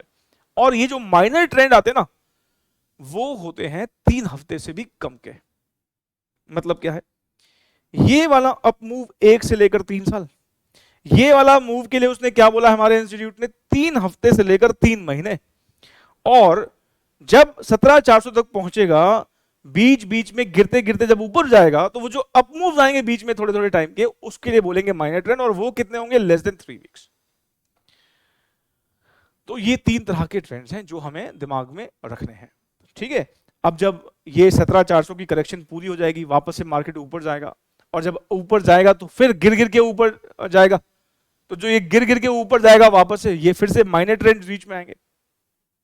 और क्योंकि ओवरऑल बेसिस पे मार्केट बुलिश है, तो 18,800 क्रॉस करके फिर 19, 20, 21, 22 फिर जाएगा, 22, 23 तक चला जाएगा, और उसके बाद फिर एक सेकेंडरी मूवमेंट में हो सकता है नीचे आए, और कुछ पॉइंट्स नीचे गिरते गिरते गिरते फिर से हो सकता है 19 या 19,500 के लेवल पे जाके फिर वो एक ऊपर वापस की दिशा पकड़े। और जब बियरिश फेज आएगा तो फिर तो पूरा ही रिवर्सल हो जाएगा, सारे नीचे के लेवल तोड़ते हुए फिर बियरिश फेज आएगा, लेकिन बियरिश फेज भी सीधे नहीं आएगा, बीच बीच में अपोजिट मूवमेंट्स आते हैं। तो आई होप कि मेरी बातें आपको समझ में आई होंगी। अब हमारे इंस्टीट्यूट के अकॉर्डिंगली आपको जो वर्ड्स याद रखने हैं जिस पर एमसीक्यू बन सकते हैं, पहला तो प्राइमरी, सेकेंडरी और माइनर ट्रेंड जो है डाउ जोन्स थियरी के अकॉर्डिंगली दिया हुआ है। डाउ जोन्स थियरी जो है बेसिकली चार्ल्स डाउ जो है उनके नाम पर पड़ा।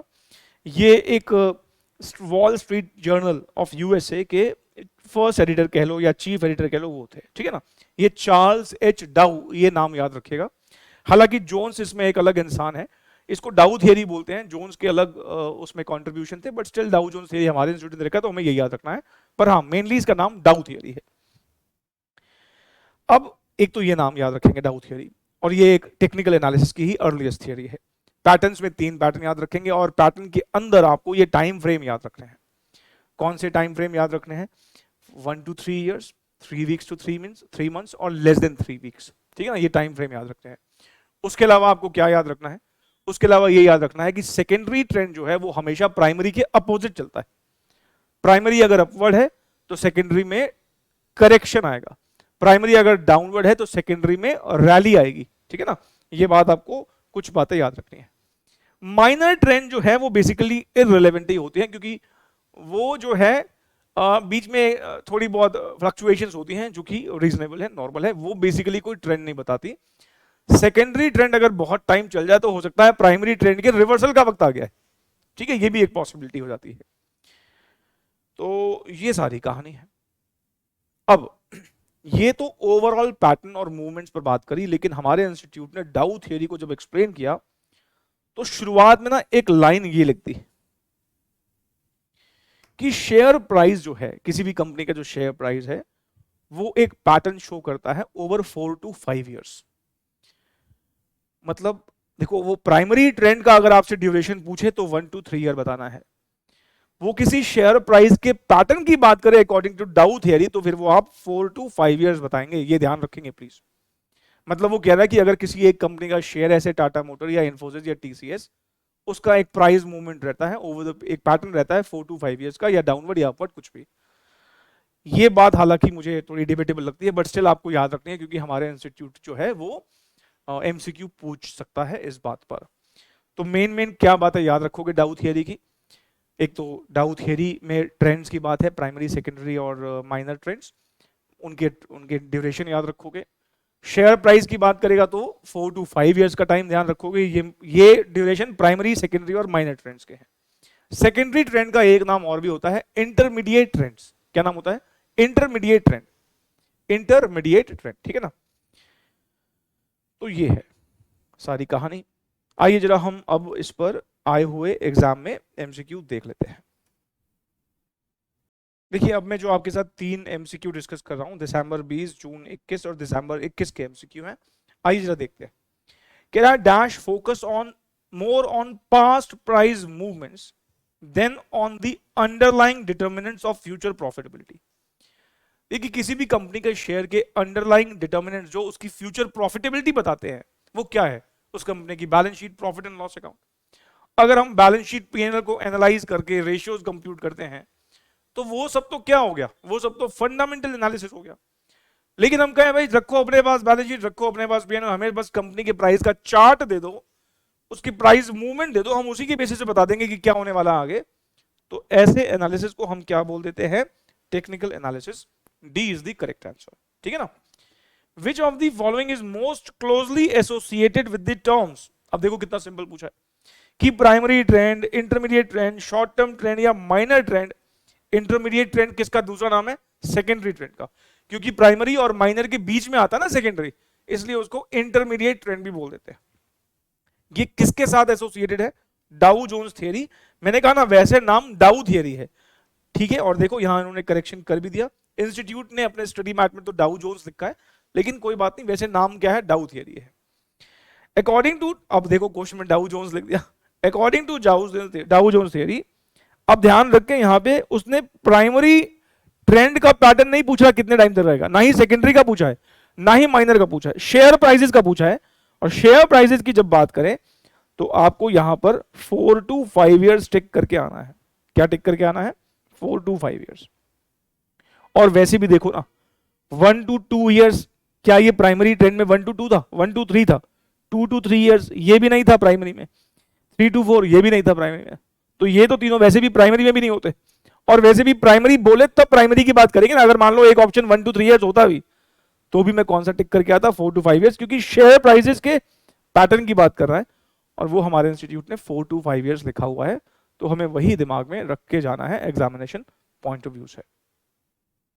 देखिए अब ना एक बात आपको दिमाग में रखनी है कि जो ये डाउ थियरी है ये सिर्फ इतनी ही नहीं है जितनी हमने डिस्कस करी है। सीए फाइनल के स्टडी मैट में देखोगे तो आपको और बातें मिलेंगी। टोटल 6 प्रिंसिपल्स हैं जो डाउ थियरी में दिए गए हैं, और हमारे इंस्टीट्यूट ने पूरी की पूरी डाउ थियरी नहीं डिस्कस की हुई स्टडी मैट में। मैंने आपको उतना ही बताया जितना कि हमारे इंस्टीट्यूट ने स्टडी मैट में डिस्कस किया हुआ, ठीक है ना।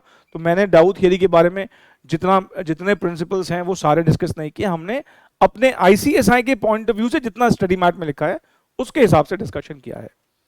तो चलिए आइए बढ़ते हैं हम अपने अगले कॉन्सेप्ट की तरफ। देखिए अब ना आपने एक बेसिक डिफरेंस तो देख ही लिया है कि फंडामेंटल और टेक्निकल एनालिसिस में क्या डिफरेंस होता है। फंडामेंटल एनालिसिस जो है वो profit and loss account, balance sheet, industry और पता नहीं किन किन बातों को देखता है, कंपनी की पूरी छानबीन कर डालता है।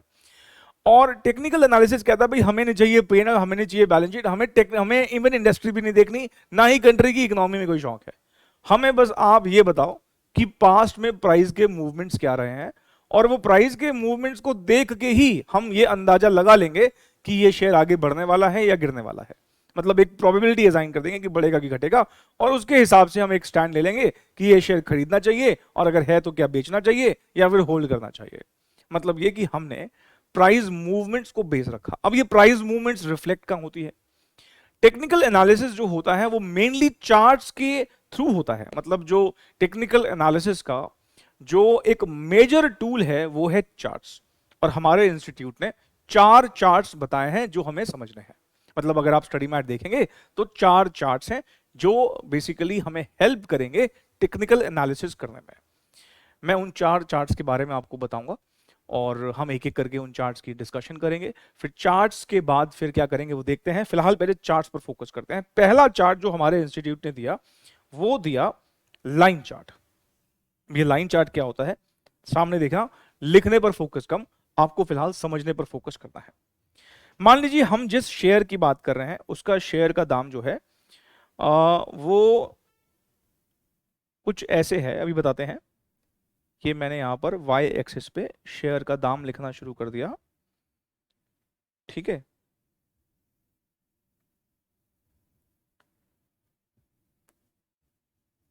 और ये day 1, day 2, day 3, day 4, day 5, day 6, day 7, और ये डे 0। मान लो आज डे 0 पर ये जो शेयर जिसकी हम बात कर रहे हैं ये क्लोज हुआ 105 पर।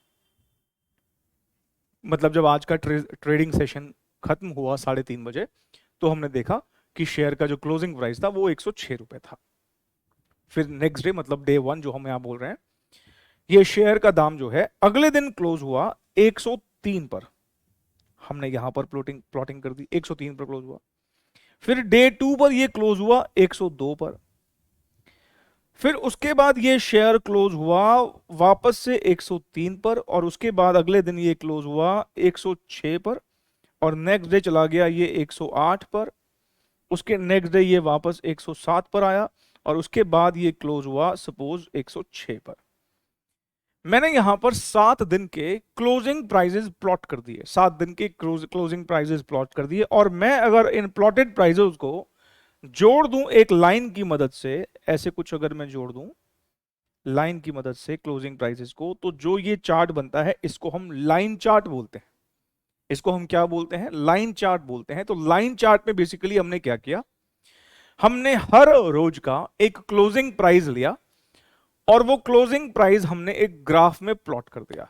हर रोज का हमने एक क्लोजिंग प्राइस लिया और क्लोजिंग प्राइस प्लॉट कर दिया, और अगर उन सारे प्राइजेस को अगर हम जोड़ देते हैं और जो चार्ट सामने आता है उस चार्ट का नाम होता है line chart.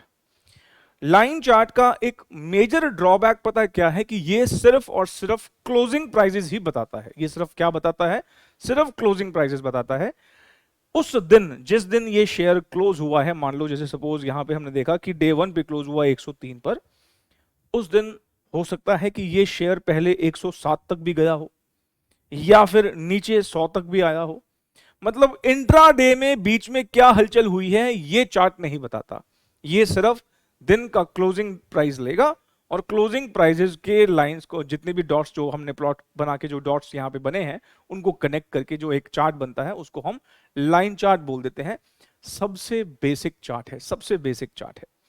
Line chart actually में कैसे दिखता है, मैं हालांकि अगर हमारा रेगुलर बैच होता तो मैं आपको प्रॉपर जीरोधा की ऐप पर या फिर किसी भी ऐप पर मैं आपको खोल के भी दिखाता चार्ट, लेकिन अभी मैं नहीं चाह रहा हूँ कि, क्योंकि ना ऑलरेडी फास्ट ट्रैक बैच के हिसाब से हमने बहुत ज्यादा इस चैप्टर में डिस्कशन कर लिया है, तो अब मैं चाह रहा हूं कि इसके ब्रीफ रख के आज इसको वाइंड अप करें इस टॉपिक को। ठीक है, देखिए लाइन चार्ट कुछ ऐसा सा होता है, बिल्कुल बेसिक सा चार्ट है, ज्यादा इसमें कुछ हाई फाई चीजें नहीं है। ठीक, अगला चार्ट जो है उसको हम बोलते हैं बार चार्ट। आप पहले समझे कि हम डिस्कस क्या कर रहे हैं। हमने पहले फंडामेंटल देखा, टेक्निकल देखा, एक बेसिक मीनिंग देखा। हमने कहा टेक्निकल एनालिसिस होता किसकी मदद से है? टेक्निकल एनालिसिस का मेजर टूल होता है चार्ट्स। चार्ट्स कई तरह के होते हैं, हमारे इंस्टीट्यूट ने 4 बताए हैं। उस 4 में हमने सबसे पहला कौन सा देखा? Line chart. लाइन चार्ट के बाद जो अगला चार्ट मैं आपके साथ डिस्कस कर रहा हूं वो है बार चार्ट। ये बार चार्ट कुछ ऐसा दिखता है। मैं भी आपको ना इनको बनाने का टाइम दे दूंगा अगर आपको बनाना है। हालांकि आपके अगर आपने मुझसे ही पढ़ा है तो मैंने आपके नोट्स में ये सारी नोटिंग करवा रखी है, बल्कि इनके बारे में बहुत सारी बातें भी लिखवाई हैं लाइन चार्ट, बार चार्ट वगैरह के बारे में, पर क्योंकि ये फास्ट ट्रैक बैच है तो मैं सिर्फ अभी डिस्कस ही कर पाऊंगा। हालांकि ये चार्ट मैंने सामने आपके रखे हैं ताकि आप समझ पाएं कि अच्छा इस तरीके का होता है। अब ये बार चार्ट क्या होता है, आइए जरा इस बार चार्ट को समझने की कोशिश करते हैं। एक एग्जाम्पल की मदद लेंगे और बार चार्ट को समझेंगे कि बार चार्ट क्या होता है। चलिए मैं वापस से ना आपके सामने वही एक्स एक्सेस और वाई एक्सेस बनाता हूँ, उसकी मदद से मैं आपको बार चार्ट एक्सप्लेन करने की कोशिश करूंगा। ठीक है जी, आइए देखते हैं। 100 रुपए, 101, 102, 103, 104, 105, 106, 107, 108, 109। ठीक है जी, मान लीजिए किसी दिन एक शेयर जो है 104 पे ओपन होता है और फिर ये शेयर जो है ऊपर की यात्रा पे निकल पड़ता है। 105, 106, 107 तक जाता है, लेकिन फिर ऊपर जाने के बाद वापस से नीचे आता है और 106 पर क्लोज हो जाता है, यहां पे क्लोज हो जाता है। अब अगले दिन इसकी यात्रा फिर 106 से शुरू होगी। अगले दिन ये शेयर 106 पर ओपन हुआ, लेकिन अगले दिन इसने नीचे की यात्रा पकड़ ली और नीचे जाते जाते जाते जाते 101 तक आया, लेकिन फिर ऊपर जाना शुरू हुआ और अल्टीमेटली 103 पर क्लोज हुआ। ठीक, फिर नेक्स्ट डे ये 103 से अपनी शुरुआत करेगा। 103 से ये बढ़ा, 104 पर गया, 105 पर गया, 106 पर गया, लेकिन नीचे फिर आया और 105 पर क्लोज हो गया। फिर अगले दिन ये 106, 107 तक गया और 107 पे ही क्लोज हो गया। फिर उससे अगले दिन 107 से ऊपर 108 पर गया, 109 पर गया, लेकिन वापस नीचे आके 108 पे क्लोज हो गया। फिर उससे अगले दिन 108 से ये नीचे आना शुरू हुआ, नीचे आया, नीचे आया, नीचे आया, 104 तक गया, लेकिन फिर ऊपर गया और अल्टीमेटली 106 पे क्लोज हो गया। आप देख रहे हो यहां पर ना लाइंस बनती जा रही हैं, बार्स बनते जा रहे हैं। इसी रीजन से इसको बार चार्ट बोलते हैं। अब ये चार्ट को मैं अब बताऊं कि ये लाइन चार्ट से तो बेहतर है, और क्यों बेहतर है अब जरा देखिए। मैं सिर्फ आपको सिंपली सिर्फ उस बार पर फोकस करवाता हूं। मान लीजिए जैसे मैंने अभी आपसे बोला प्राइजेस थे ये, सपोज 106, 105, 104, थोड़ा सा मैं आपको मैग्नीफाई करके बता रहा हूं, 102, 101। अब मान लीजिए किसी एक दिन में ये शेयर ना 104 पर ओपन हुआ, ठीक है, और जैसे 104 पे ओपन हुआ फिर ये ऊपर की तरफ निकल पड़ा, ऊपर गया 106 तक ऊपर गया, लेकिन फिर नीचे की तरफ आना शुरू हो गया। पहले बुलिश हुआ लेकिन फिर बियर्स ने इसको नीचे खींचना शुरू कर दिया, कोई नेगेटिव न्यूज वगैरह आ गई होगी, नीचे आता गया आता गया आता गया, और अल्टीमेटली ये ना फिर वापस 101 तक गया, लेकिन अल्टीमेटली क्लोज 102 पर हो गया। अब सिर्फ ये एक ही दिन का बार है, ठीक है ना, सिर्फ एक ही दिन का बार है, और इस बार को अगर आप ध्यान से देखें तो पहले तो एक वर्टिकल लाइन है, एक बार बना हुआ है। इस वर्टिकल लाइन से हमें पता लगता है कि एक दिन की रेंज क्या रही, रेंज क्या रही। ये शेयर 100 लेकर 106 तक के बीच में घूमता रहा, 101 से लेकर 106 तक के बीच में घूमता रहा, मतलब रेंज 101 से लेकर 106 के बीच की थी। वर्टिकल लाइन के थ्रू हमें इस शेयर की उस दिन की रेंज पता लगती है। और अगर आप देखोगे तो दोनों तरफ एक हॉरिजॉन्टल लाइन है जिसको हम सिंपली डैश बोल देते हैं, नहीं एक डैश है दोनों तरफ।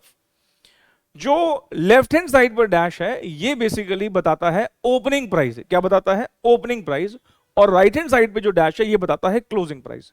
मतलब इसको देख के हम ये बता रहे हैं कि ये शेयर आज 104 पे खुला और 106 पे 102 पर बंद हो गया, 104 पे खुला 102 पे बंद हो गया, लेकिन आज ये शेयर 104 से 106 तक भी गया था और फिर नीचे के लेवल्स पर 101 पे भी गया, लेकिन अल्टीमेटली सेटल 102 पर हो गया। मतलब इसने मुझे आपको क्या क्या बता दिया, इस एक बार ने आपको बताया, एक तो दिन का हाई क्या है 106, दिन का लो क्या है 101, मतलब एक रेंज बता दी, और साथ में ओपनिंग और क्लोजिंग प्राइसेस भी बता दिए। अब आप जरा सोचिए, अगले दिन 102 पे ये खुला, 102 पे खुला, नीचे गया, पहले नीचे गया 101 तक गया, लेकिन फिर वापस ऊपर जाना शुरू हो गया, ऊपर जाता गया और अल्टीमेटली 105 तक गया, और फिर वापस नीचे आते आते आते 105 पे गया, लेकिन वापस 104 पे ही क्लोज हो गया। अब सेकंड डे की रेंज देखिए क्या है, सेकंड डे की रेंज है 101 से लेकर 105। सेकंड डे का हाई क्या है 105, सेकंड डे का लो क्या है 101, सेकंड डे का ओपनिंग प्राइस क्या है 102। मतलब जो लेफ्ट हैंड साइड की तरफ जो डैश है वो ओपनिंग प्राइस है, और राइट हैंड साइड की तरफ जो डैश है वो क्लोजिंग प्राइस है। आपको मेरी बात समझ में आ रही है? तो ये है बार चार्ट। तो बार चार्ट में हमें बेसिकली जो बातें पता लगती हैं वो क्या पता लगती हैं, हमें दिन का हाई, दिन का लो, ओपनिंग और क्लोजिंग प्राइस, दो चीजें पता लगती हैं, opening price, closing price. Bar chart जो होता है वो कुछ इस तरीके का होता है। बार चार्ट को अगर आप देखोगे तो इंफॉर्मेशन वाइज अगर हम देखें तो लाइन चार्ट से ज्यादा इंफॉर्मेशन देता है, क्योंकि लाइन चार्ट ने तो सिर्फ क्या किया, क्लोजिंग प्राइसेस को कनेक्ट करके जो है एक चार्ट बन गया, मतलब वहां पर हमने एक लाइन खींच दी क्लोजिंग प्राइसेस को कनेक्ट करके। लेकिन बार चार्ट में इंफॉर्मेशन वाइज देखोगे तो लाइन चार्ट से ज्यादा इंफॉर्मेशन थी, क्योंकि हमें यहां पर एक रेंज भी पता लग गई, मतलब दिन का हाई पता लगा, लो पता लगा, ओपनिंग प्राइस पता लगा और क्लोजिंग प्राइस पता लगा। तो इस लिहाज से देखोगे तो बार चार्ट आपको लाइन चार्ट से बेहतर दिखेगा। लेकिन लाइन चार्ट ना उसका एक अपना सिग्निफिकेंस है, वो बड़ा ही सिंपलिस्टिक चार्ट है। तो हमने अभी दो चार्ट डिस्कस किए, लाइन चार्ट और बार चार्ट। लाइन चार्ट और बार चार्ट में of course bar chart information हमें ज्यादा दे रहा है, लेकिन लाइन चार्ट भी जो है सिंपलिस्टिक चार्ट है, बेसिक चार्ट है। लाइन चार्ट बेसिकली काम आता है एक ब्रॉड एनालिसिस के लिए। देखिए ना, अगर आपके सामने एक शेयर का ग्राफ है जिसमें एक सिंपली लाइन जो है वो आपके सामने प्रेजेंटेड है, तो आप वो लाइन देख के बता सकते हो कि उसका प्राइमरी ट्रेंड जो है वो क्या है। सिंपली लाइन देख के पता लग जाएगा कि प्राइमरी ट्रेंड उसका क्या है, बेयरिश ट्रेंड है कि बुलिश ट्रेंड है। ऊपर की तरफ लाइन जा रही है तो बुलिश है, नीचे की तरफ आ रही है तो बेयरिश है। अब हम बात करेंगे किसकी, कैंडलस्टिक चार्ट की। कैंडलस्टिक चार्ट की अगर आपको शक्ल देखनी हो तो पहले आप देख लीजिए कि कुछ इस तरीके की चार्ट होती है, इस तरीके का चार्ट होता है। आप देखिए ये रहा कैंडलस्टिक चार्ट। कैंडलस्टिक चार्ट में आपको कुछ कैंडल्स बनी हुई दिख रही हैं, कुछ रेड कलर की कैंडल्स हैं और कुछ ग्रीन कलर की कैंडल्स हैं, और इन सबका सिग्निफिकेंस क्या है आइए जरा एक बार समझने की कोशिश करते हैं। इसको भी हम एक एग्जांपल की मदद से समझेंगे। मान लीजिए मैंने आपके सामने एक ऐसे बॉक्स सा बनाया, और इस बॉक्स पे मैंने आपको बताया कि जो ये नीचे का प्राइस है ये 102 है, और जो ये ऊपर का प्राइस है ये है 108।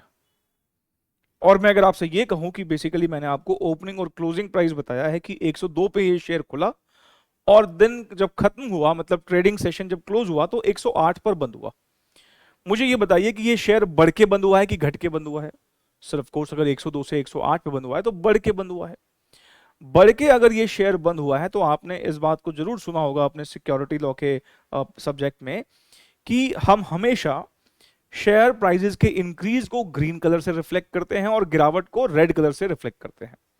ग्रीन कलर ये सिग्निफाई करता है कि अच्छा वक्त है, हरियाली हरियाली है, पैसा आ रहा है, शेयर प्राइस बढ़ रहा है। नहीं तो 102 से अगर शेयर खुला और 108 पर बंद हुआ तो हम कहेंगे कि ये जो है एक अच्छा वक्त है, और हमारे शेयर प्राइसेस अच्छे वक्त को रिफ्लेक्ट करते हैं ग्रीन कलर से। मतलब ये जो आपके सामने एक बॉक्स मैंने बना दिया, फिलहाल मैं इसको बॉक्स बोल रहा हूं, अभी मैं इसको कैंडल बोलूंगा। बॉक्स जो मैंने आपको बना दिया, ये बॉक्स जो है ये बेसिकली हमने कहा कि ग्रीन कलर से प्रेजेंट होगी। ग्रीन कलर का मतलब ही ये हो गया, ग्रीन कलर का मतलब ही ये हो गया कि closing price is more than opening price. अगर इस पर्टिकुलर बॉक्स का कलर में रेड बनाता तो इसका मतलब क्या होता कि 108 जो है इस पे तो खुला होगा, बंद नीचे हुआ है, 102 पर बंद हुआ, लेकिन ग्रीन कलर का इसका कलर है अगर, तो इसका मतलब शेयर का दाम जो है क्लोज बढ़ के हुआ है, मतलब ओपनिंग प्राइस कम था, क्लोजिंग प्राइस ज्यादा था। ठीक है, ये तो हुए ओपनिंग और क्लोजिंग प्राइस। अब हम यहां पर कुछ चीजें और बताते हैं। क्या? कि पूरे दिन भर में ये शेयर जो है, ये शेयर जो है 108 पे माना क्लोज हुआ, लेकिन ये गया तो 110 तक था, गया 110 तक था, और नीचे की तरफ भी ये शेयर जो है गया 99 रुपीज तक था। मतलब अगर रेंज की बात करें, पूरे दिन की रेंज क्या रही? 99 से लेकर 110 रुपए तक के बीच की रेंज रही। रेंज क्या रही? 99 से लेकर 110। और ओपनिंग प्राइस क्या रहा? 102, और क्लोजिंग प्राइस क्या रहा? 108। तो यहां पर भी चार चीजें पता लग रही हैं। यहां चार चीजें क्या पता लग रही हैं? एक तो रेंज, मतलब दिन का हाई और लो, और ओपनिंग और क्लोजिंग प्राइस, और ग्रीन कलर से इसको इसलिए कलर किया गया क्योंकि ये जो है दिन भर में बढ़ के बंद हुआ है, closing price was higher than the opening price. अब इसको कैंडलस्टिक चार्ट क्यों बोल रहे हैं? क्योंकि इसकी शक्ल अगर आप देखेंगे तो बिल्कुल कैंडल जैसी लग रही है। अब जो ये वाला पोर्शन है ना, ये वाला पोर्शन जो बेसिकली ओपनिंग और क्लोजिंग प्राइस को रिफ्लेक्ट कर रहा है, ये है कैंडल की बॉडी।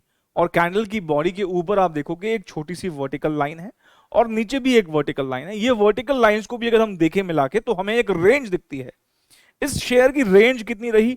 99 से लेकर 110 तक की रेंज रही। मतलब दिन का हाई बनाया 110, दिन का लो बनाया 99, और जो शेयर ओपन हुआ था वो 102 पर क्लोज, क्योंकि बढ़ के हुआ है तो इसलिए ग्रीन कलर से इसको हमने जो है कनेक्ट, ग्रीन कलर से इसको कलर कर दिया।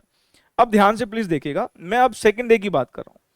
सेकंड डे मान लीजिए क्या हुआ, सेकंड डे ये शेयर 108 पे खुल के लगभग 106 पर क्लोज हो गया। 108 पे खुला और क्लोज कितने पर हो गया? मान लीजिए ये क्लोज हुआ 106 पर क्लोज हुआ। तो मुझे ये बताइए, क्या सेकंड डे ये शेयर घट के बंद हुआ है? हाँ सर, सेकंड डे ये शेयर घट के बंद हुआ है। तो इसका कलर कैसा होगा? अब इसका कलर अब रेड कलर का होगा। इसकी जो बॉडी होगी वो कैसी होगी? बॉडी अब रेड कलर की होगी।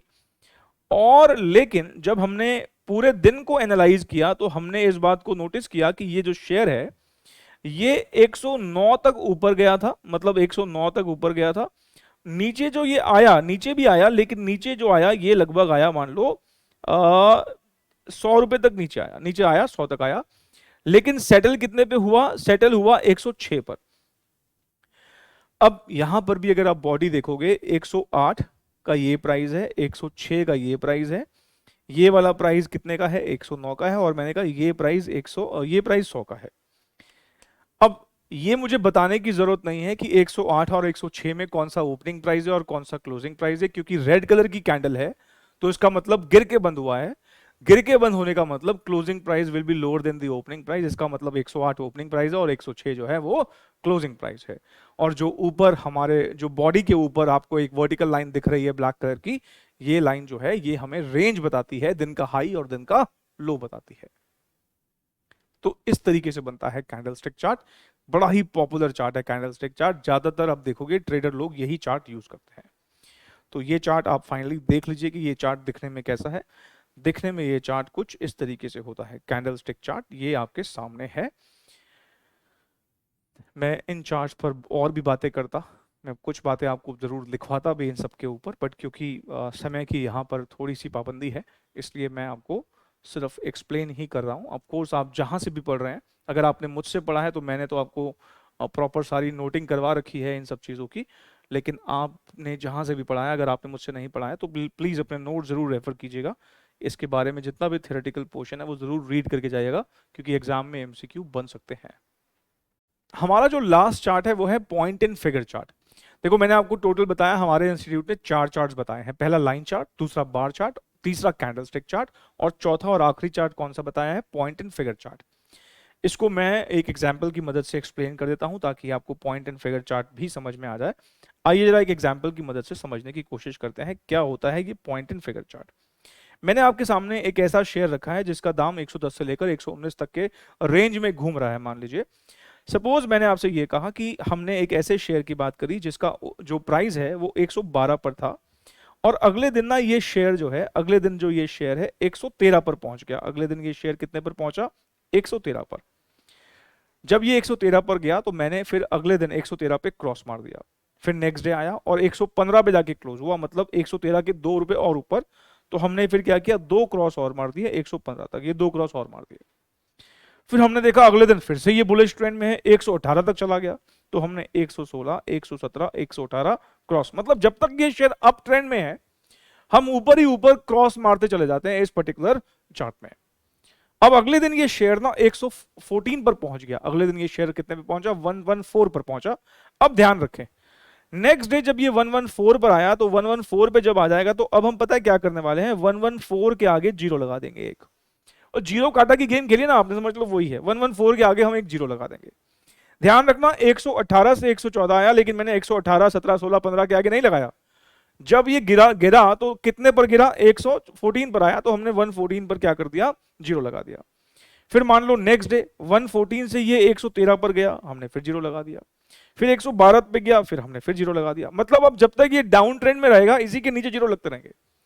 मतलब अब ऐसा नहीं है कि आगे कॉलम बनेंगे, जब तक शेयर अप ट्रेंड में है तो सेम कॉलम चलता रहेगा, और जैसे ही शेयर डाउन ट्रेंड में आएगा तो फिर वो सेम कॉलम चलता रहेगा। अब मान लो अगले दिन ये शेयर जो है 113, मतलब 112, नेक्स्ट डे 113 पर जो है क्लोज हुआ, तो 113 हमने यहां पर फिर लिखना है। फिर उसके बाद मान लो 114 हुआ, उसके बाद मान लो 117 तक गया, ठीक है, हम 117 तक आ गए। और फिर नेक्स्ट डे जो है फिर ये 115 पर आया, फिर 114 पर आया, फिर 113 पर आया, ये 111 तक भी चला गया, और फिर उसके बाद ये वापस से ऊपर शुरू हुआ, 113 से शुरू हुआ, फिर ऐसे ही ऊपर चलता चला गया। मतलब ये हमें क्या करना है, जब तक शेयर अप ट्रेंड में है तो उसे क्रॉस से हमें रिप्रेजेंट करना है, और जैसे ही शेयर डाउन ट्रेंड में आता है तो फिर उसको हमें सर्कल से डिनोट करना है। ये है पॉइंट एंड फिगर चार्ट। ठीक है, एक बात ना कैंडलस्टिक चार्ट में बतानी रह गई, जैसे हम प्रैक्टिकली जो होता है मैंने हालांकि वही बताया। कैंडल्स जो है मैंने बताया या तो ग्रीन कलर से रिप्रेजेंट होती है या रेड कलर से होती है, ठीक है। लेकिन कुछ ब्रोकर अगर चाहें या फिर कुछ लोग जो है चार्ट को इसको थोड़ा सा दूसरे तरीके से भी बना सकते हैं। ग्रीन कलर की जगह वो व्हाइट कलर रहने दें, मतलब व्हाइट रहने दें, क्योंकि व्हाइट आपको पता है पीस को शो करता है, और रेड की जगह ब्लैक, मतलब गिरावट को ब्लैक से और इंक्रीज को व्हाइट से शो करें। मतलब जो हमने कैंडलस्टिक चार्ट में आप देखा ग्रीन और रेड कलर का कॉम्बिनेशन है, ये व्हाइट और ब्लैक हो सकता है। मतलब ग्रीन को हम व्हाइट से सब्सटीट्यूट कर सकते हैं और ऐसे ही रेड को हम ब्लैक से सब्सटीट्यूट कर सकते हैं। ये एमसीक्यू हो सकता है पूछे कि राइजिंग प्राइजेस हैं वो कौन से कलर की कैंडल से रिफ्लेक्ट होते हैं। ग्रीन के साथ साथ क्या दिमाग में रखना? व्हाइट। भूल जाओ तो पीस का जो जो कलर है वो कौन सा है? वो व्हाइट है ना। जो पीस का कलर है वो व्हाइट है, तो हम व्हाइट को इंक्रीज से शो करते हैं और ब्लैक को डिक्रीज से शो करते हैं। ये ऑल्टरनेटिव प्रेजेंटेशन है किसके? कैंडलस्टिक चार्ट के। तो आपको पॉइंट एंड फिगर चार्ट को भी अगर एक बार चेक करना हो तो आप देख लीजिए, इस तरह का कुछ चार्ट आपको दिखेगा। आई एम सो सॉरी, मैं आपको लिखवा नहीं रहा हूं इन चार्ट्स के बारे में, क्योंकि टाइम को भी दिमाग में रखना है, अदरवाइज मैं ये जो बातें बोली हैं सारी बातें आपको लिखवा भी देता। अभी मैंने बहुत सी बातें, मेरा बोलने का मन तो है इन चीज़ों पर, और भी बहुत कुछ बोला जा सकता है, पर बस वक्त है जो हमें थोड़ा सा दिमाग में रखना है। तो हमें अब ना 4 तरीके पता लग गए चार्ट्स बनाने के। इस पर एमसीक्यू बन सकता है, ध्यान रखिएगा। 4 तरीके, 4 चार्ट्स आपको नाम याद होने चाहिए, क्योंकि हमें ऑफ कोर्स शायद चार्ट बनाने के लिए बोलेगा कैसे, एमसीक्यू पैटर्न है। तो नाम तो एटलीस्ट याद हो, line chart, bar chart, candlestick chart, और चौथा पॉइंट एंड फिगर चार्ट। देखिए अब ना चार्ट्स तो हमने देख लिए, अब ना चार्ट्स को पढ़ना कैसा होता है। चार्ट्स जो हैं वो कई बातें बताते हैं, चार्ट्स के अंदर ना कई तरह के पैटर्न्स बनते हैं, और वही वो पैटर्न है जिसकी मदद से जो टेक्निकल एनालिस्ट होते हैं वो ये बात जज करते हैं कि इस शेयर में खरीदारी बनती है या बिकवाली, मतलब बाइंग बनती है या सेलिंग बनती है, और अगर हमारे पास है होल्ड करना चाहिए कि नहीं करना चाहिए। अब हमें बात करनी है उन पैटर्न्स पर। ध्यान रखना, टेक्निकल एनालिसिस का पहले एक बेसिक सा मतलब देखा कि प्राइस मूवमेंट्स को ट्रैक करते हुए फ्यूचर का हम प्राइस का प्रेडिक्शन करते हैं। टेक्निकल एनालिसिस हम जनरली, जो टेक्निकल एनालिसिस का जो मेन टूल है वो क्या है, चार्ट्स। चार्ट्स हमने 4 तरीके के देखे, और ये चार्ट्स में कुछ पैटर्न बनते हैं। चार्ट्स में क्या बनते हैं, पैटर्न्स बनते हैं, और वो पैटर्न्स पर हमें अब बात करनी है। पहले पैटर्न की कुछ बेसिक खबर आपको होनी चाहिए, जैसे कि हमें यह पता होना चाहिए कि जब हम एक चार्ट देखते हैं तो उसमें एक सपोर्ट लेवल होता है और एक रेजिस्टेंस लेवल होता है। सपोर्ट लेवल का क्या मतलब है, अगर मान लो शेयर गिरना शुरू हो जाए तो एक लेवल तक ही गिरता है, उसके बाद वो शेयर का दाम गिरने से मना कर देता है। मतलब वहां पे लोगों को ना शेयर सस्ता लगने लगता है और कई लोग खरीदारी पे उतर आते हैं और उसको फिर खरीदना शुरू कर देते हैं। जैसे कि हमने देखा पीछे इन्फोसिस की मैं अगर बात करूं तो इन्फोसिस का ना पीछे 1350 के आसपास, 1380 के आसपास ना एक सपोर्ट लेवल था कि उसके नीचे वो शेयर नहीं जा रहा था। जैसे ही वो 1380 1370 के पास पहुंचता फिर उसमें बाइंग आती, फिर वो ऊपर निकल जाता। फिर ऊपर की तरफ एक रेजिस्टेंस लेवल था कि उसके ऊपर नहीं जा पा रहा था। इसका मतलब ये कि जब एक शेयर हम देखते हैं तो वो कभी एक रेंज में होता है, जब वो गिरता है तो ऐसा नहीं कि बेइंतहा गिरता ही चले जाए, वो एक सपोर्ट पे आके रुक जाता है और सपोर्ट पे उस पे बाइंग आती है और फिर वो वापस ऊपर निकलना शुरू कर देता है। अब सपोर्ट के नीचे भी कभी कभी चले जाता है जब कंपनी से रिलेटेड कोई और बुरी खबर आ जाए। जैसे मैंने कहा कि इन्फोसिस का पहले सपोर्ट लेवल लगभग 1350 के आसपास था और फिर कंपनी के रिजल्ट्स आए, रिजल्ट्स थोड़े से अच्छे नहीं आए, रिजल्ट्स हैं अच्छे नहीं आए। फिर उसके बाद कंपनी ने, मतलब इन्फोसिस के शेयर प्राइस ने वो सपोर्ट लेवल तोड़ दिया और सपोर्ट जब टूटा तो वो शेयर नीचे लगभग 1225 के आसपास चला गया। मतलब अब जो है उसका एक नया सपोर्ट लेवल आ चुका है 1225 और एक नया रेजिस्टेंस लेवल आ चुका है, मतलब अब वो 1275-80 के ऊपर जाने से मना कर रहा है। कहने का मतलब यह है कि जहां जिस प्राइस से शेयर नीचे आने से मना कर दे उस लेवल को हम सपोर्ट लेवल बोलते हैं। सपोर्ट लेवल पे जनरली बाइंग आना शुरू हो जाती है क्योंकि यहां लोगों को शेयर ना सस्ता लगने लगता है। यहां पर पहुंचा तो लोगों को शेयर सस्ता लगने लगा तो लोगों ने खरीदारी शुरू कर दी। पर जैसे ही इस प्राइस पर पहुंचा तो शेयर अब लोगों को लगने लगा कि बस ये रेजिस्टेंस लेवल है, इससे ऊपर बढ़ने के फिलहाल तो चांसेस नहीं है अनलेस कंपनी से रिलेटेड कोई बहुत अच्छी खबर आ जाए। तो इसलिए लोग यहां बेचना शुरू कर देते हैं क्योंकि यहां पे सेलिंग प्रेशर आता है तो फिर शेयर प्राइस नीचे गिरना शुरू हो जाता है। फिर जैसे ही वो सपोर्ट लेवल तक पहुंचता है या सपोर्ट लेवल के आसपास पहुंचता है फिर से बाइंग शुरू हो जाती है और वो फ्लक्चुएट करता रहता है। लेकिन अगर कंपनी से रिलेटेड कोई बढ़िया खबर आ जाए, कोई ऐसी न्यूज आ जाए जिससे लगे कि अब कंपनी की प्रॉफिटेबिलिटी जो है वापस अप ट्रेंड में जाने वाली है, तो फिर कंपनी का जो शेयर प्राइस है वो रेजिस्टेंस लेवल को ब्रेक करके निकल जाता है ऊपर। ब्रेकआउट बोलते हैं उसको। क्या होता है? ब्रेकआउट। ब्रेकआउट आ जाता है। मतलब मान लीजिए अगली बार इन्फोसिस के नतीजे अगर बढ़िया आ गए तो हो सकता है कि जो अभी फिलहाल रेजिस्टेंस लेवल का काम कर रहा है लगभग 1275 1280, तो वो तोड़ के वो वापस से ऊपर की तरफ निकल जाए और फिर जो अभी रेजिस्टेंस है जिसके ऊपर शेयर प्राइस नहीं जा रहा है वो आगे चल के फिर सपोर्ट का काम करना शुरू कर देता है। फिर सपोर्ट मतलब उसके नीचे जाने से फिर शेयर मना कर देता है। मतलब कहने का यह है कि किसी भी शेयर को अगर आप चेक करोगे तो उसके 2 लेवल्स होते हैं। एक सपोर्ट आप समझ पा रहे हैं कि वहां पे हम प्राइस सपोर्ट हो पाता है, प्राइस उसके नीचे नहीं जाता, और एक रेजिस्टेंस लेवल मतलब उसके आगे जाने से मना कर देता है और उसके नीचे आने, मतलब सपोर्ट के नीचे आने से मना करता है और रेजिस्टेंस के ऊपर जाने से मना करता है।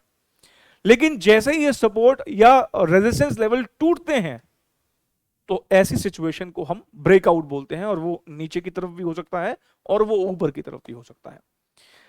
ये ऊपर की तरफ हुआ तो जो अभी रेजिस्टेंस का काम कर रहा था वही सपोर्ट का काम करने लगता है, और अगर नीचे की तरफ होता है तो जो अभी सपोर्ट का काम कर रहा था आगे चल के वही रेजिस्टेंस का काम करने लगता है।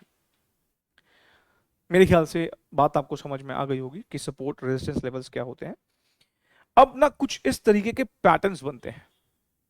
अब ये पैटर्न पढ़ना ना हर किसी के बस की बात नहीं है, इसके लिए बड़ा अच्छा से कहते हैं कि प्रैक्टिस करनी पड़ती है कि कभी भी टेक्निकल एनालिसिस इतना इजीली नहीं आता, चार्ट्स देखने पड़ते हैं, कई चार्ट्स देखने पड़ते हैं। अब मैं आपके साथ ना पॉपुलर पैटर्न्स डिस्कस कर रहा हूं जो हमारे इंस्टीट्यूट ने स्टडी मैट में दिए हैं। हेड एंड शोल्डर पैटर्न बहुत फेमस पैटर्न है। हेड एंड शोल्डर पैटर्न बहुत फेमस पैटर्न है, और वो किस तरीके से दिखता है आप देखिए। यहाँ पर ये शेयर ना जिगजैग फॉर्म में ऊपर नीचे जा रहा है। यहां से शेयर शुरू होता है, ये ऊपर गया, फिर नीचे आया, फिर ऊपर गया, फिर नीचे आया, फिर ऊपर गया, फिर नीचे आया। अब आप देखें यहां पर ये जो है ये शोल्डर बन गए, लेफ्ट शोल्डर राइट शोल्डर, और एक हेड बन गया। देखिए कोई तो हेड एंड शोल्डर, मतलब ये जो है इस चार्ट में आप देखोगे तो यहां पर एक हेड बन गया और यहां पे दो शोल्डर बन गए। अगर ऐसा हेड एंड शोल्डर बन जाता है तो वहां पर ना एक बियरिश पैटर्न बनने की पॉसिबिलिटी रहती है। अगर बनता है तो हेड एंड शोल्डर पैटर्न अगर बन जाता है तो बियरिश पैटर्न बनने की एक पॉसिबिलिटी रहती है। मतलब ये कि आप अगर ये जो हेड एंड शोल्डर जहां बन रहा है उन लाइंस को अगर आप कनेक्ट कर देंगे तो उसको ना नेक बोल देते हैं। भाई ये सर है, ये कंधे हैं और ये गर्दन है, और अगर ये गर्दन जो है इसको ब्रेक कर दिया जाए तो शेयर फिर बियरिश मोड में चले जाएगा। मतलब फिर तो बड़ी गिरावट बनती है। मतलब अगर ये पूरा हेड एंड शोल्डर पैटर्न बन गया तो ये आपको इंडिकेट करता है कि you should sell the shares. पर कई बार ना लोगों को ज्यादा समझ होती नहीं है, वो हेड एंड शोल्डर नहीं भी होता वो समझ लेते हैं हेड एंड शोल्डर है। हेड एंड शोल्डर बनना भी तो चाहिए ना प्रॉपर। तो ये एक हेड एंड शोल्डर ऐसा है जो कि बियरिश पैटर्न को शो करता है। ठीक ऐसे ही इनवर्स, मतलब जो अभी ऊपर की तरफ बन रहा था अब यही हेड एंड शोल्डर नीचे की तरफ बने, ये लेफ्ट शोल्डर, ये राइट शोल्डर, ये हेड, और ऐसे शेयर आते आते आते ऐसे जा रहा है तो फिर नेक लाइन के ऊपर निकल गया, फिर बुलिश ट्रेंड है। मतलब यहां पर बाइंग का संकेत बनता है। इधर क्या बनता है, शेयर को खरीदने का संकेत बनता है, बाइंग करने का जो है वो कारण बनता है। तो हेड एंड शोल्डर में आप देखा कि लेफ्ट शोल्डर राइट शोल्डर होता है, एक हेड होता है, और अगर ऊपर से हेड एंड शोल्डर बन रहा है और नेक लाइन अगर क्रॉस हो जाती है नीचे की तरफ तो इसका मतलब ये कि ब्रेकआउट आ चुका है डाउन साइड। और अगर हेड एंड शोल्डर इनवर्स बन रहा है तो इसका मतलब ये कि ब्रेकआउट आ चुका है अप साइड। तो ब्रेकआउट पे जनरली लोग खरीदते हैं क्योंकि फिर जो तेजी आती है ना शेयर में वो बहुत ज्यादा तेज जबरदस्त वाली तेजी होती है। तो ये कौन सा पैटर्न है, ये हेड एंड शोल्डर और inverse head and shoulder pattern है। उसके बाद ये ट्रायंगल और कॉइल फॉर्मेशन की बात अभी करता हूं। पहले आप देखिए यहां पर एक डबल टॉप फॉर्मेशन है। डबल टॉप फॉर्मेशन में आप देखेंगे तो यहां पर क्या है कि डबल टॉप बनता है। डबल टॉप का मतलब यह है कि एक शेयर जो है पहले उठता है, शेयर उठना शुरू होता है, यहां तक पहुंचता है, बुलिश होता है, लेकिन फिर बेयरिश हावी हो जाते हैं, बियर लोग हावी हो जाते हैं, फिर वो शेयर को गिरा देते हैं। फिर बुलिश खड़े होते हैं, बुल खड़े होते हैं, फिर वो शेयर को ऊपर ले जाते हैं, और फिर उसके बाद बुल्स को फिर मात देके बेयर लोग फिर नीचे ले आते हैं। और अगर वो इस सपोर्ट लेवल के नीचे अगर आ गए, डबल टॉप पैटर्न बनते ही चांसेस पूरे रहते हैं कि सपोर्ट लेवल जो है नीचे का वो टूट जाएगा और एक ब्रेकआउट आएगा डाउन साइड। मतलब अगर आपके पास शेयर है तो आपको बेच देना चाहिए। इसको बोलते हैं डबल टॉप। और ऐसे ही बनता है एक डबल बॉटम। डबल बॉटम मतलब शेयर नीचे जाता है लेकिन बियरिश लोग फिर से ऊपर ले आते हैं, और इस बार पहले टॉप पे बना, अब इस बार बॉटम बने, डबल बॉटम बना। डबल बॉटम मतलब बॉटम वर्ड है लेकिन ट्रेंड यहां पर क्या बनता है, ब्रेकआउट ऊपर की तरफ। मतलब यहां पर खरीदारी बनती है अगर ये ब्रेकआउट आता है तो। मतलब डबल बॉटम बनने के बाद अगर रेजिस्टेंस लेवल टूट जाए तो फिर ये शेयर बुलिश हो जाता है। और अगर ऐसे ही डबल टॉप में देखें, डबल टॉप में देखेंगे अगर डबल टॉप का जो नीचे सपोर्ट लेवल है वो अगर टूट जाता है तो फिर ब्रेकआउट नीचे की तरफ आता है। तो डबल टॉप और डबल बॉटम ये भी दो बड़े फेमस पैटर्न है। तो मैंने आपको पहले तो सपोर्ट रेजिस्टेंस लेवल बताए, दो तरह के पैटर्न बताए कौन कौन से, head and shoulder, inverse and shoulder, inverse head and shoulder, फिर डबल टॉप और double bottom. Head and shoulder pattern simply है तो इसका मतलब ब्रेकआउट नीचे की तरफ आएगा, बेयरिश ट्रेंड है। इनवर्स हेड एंड शोल्डर है तो बुलिश ट्रेंड है। इस पर एमसीक्यू आ सकता है कि इनवर्स हेड एंड शोल्डर जो है वो किस ट्रेंड को रिफ्लेक्ट करता है। ठीक है, ऐसे ही डबल टॉप और डबल बॉटम पे भी आ सकता है। डबल टॉप मतलब अगर टॉप पर है तो शेयर ब्रेकआउट नीचे की तरफ आएगा, बॉटम्स हैं तो शेयर का ब्रेकआउट ऊपर की तरफ आएगा। डबल बॉटम बुलिश ट्रेंड है और डबल टॉप बेयरिश ट्रेंड है। इस पर एमसीक्यू बन सकते हैं, ठीक है। तो आपको अगर ये देखने हो तो आप एक बार देख लीजिए। ये रहा हमारा, ये सपोर्ट एंड रेजिस्टेंस लेवल्स हैं, ये हेड एंड शोल्डर है, ये इनवर्स हेड एंड शोल्डर है, ये ट्राइंगल और कॉइल फॉर्मेशन में बताता हूं, डबल टॉप है, ऐसे ही डबल बॉटम है। देखिए जो हमारा यहाँ पर आखिरी पैटर्न है ट्रायंगल और कॉइल फॉर्मेशन, पैटर्न और बहुत से होते हैं। टेक्निकल एनालिसिस अपने आप में इतना वाइड है, इतना वाइड है कि उस पर पूरा एक कोर्स डिजाइन किया जा सकता है, पूरा कोर्स, एक चैप्टर नहीं, पूरा एक कोर्स डिजाइन किया जा सकता है। इतना वास्ट है टेक्निकल एनालिसिस, अगर समझने की कोई कोशिश करे तो बहुत कुछ है समझने और सीखने को।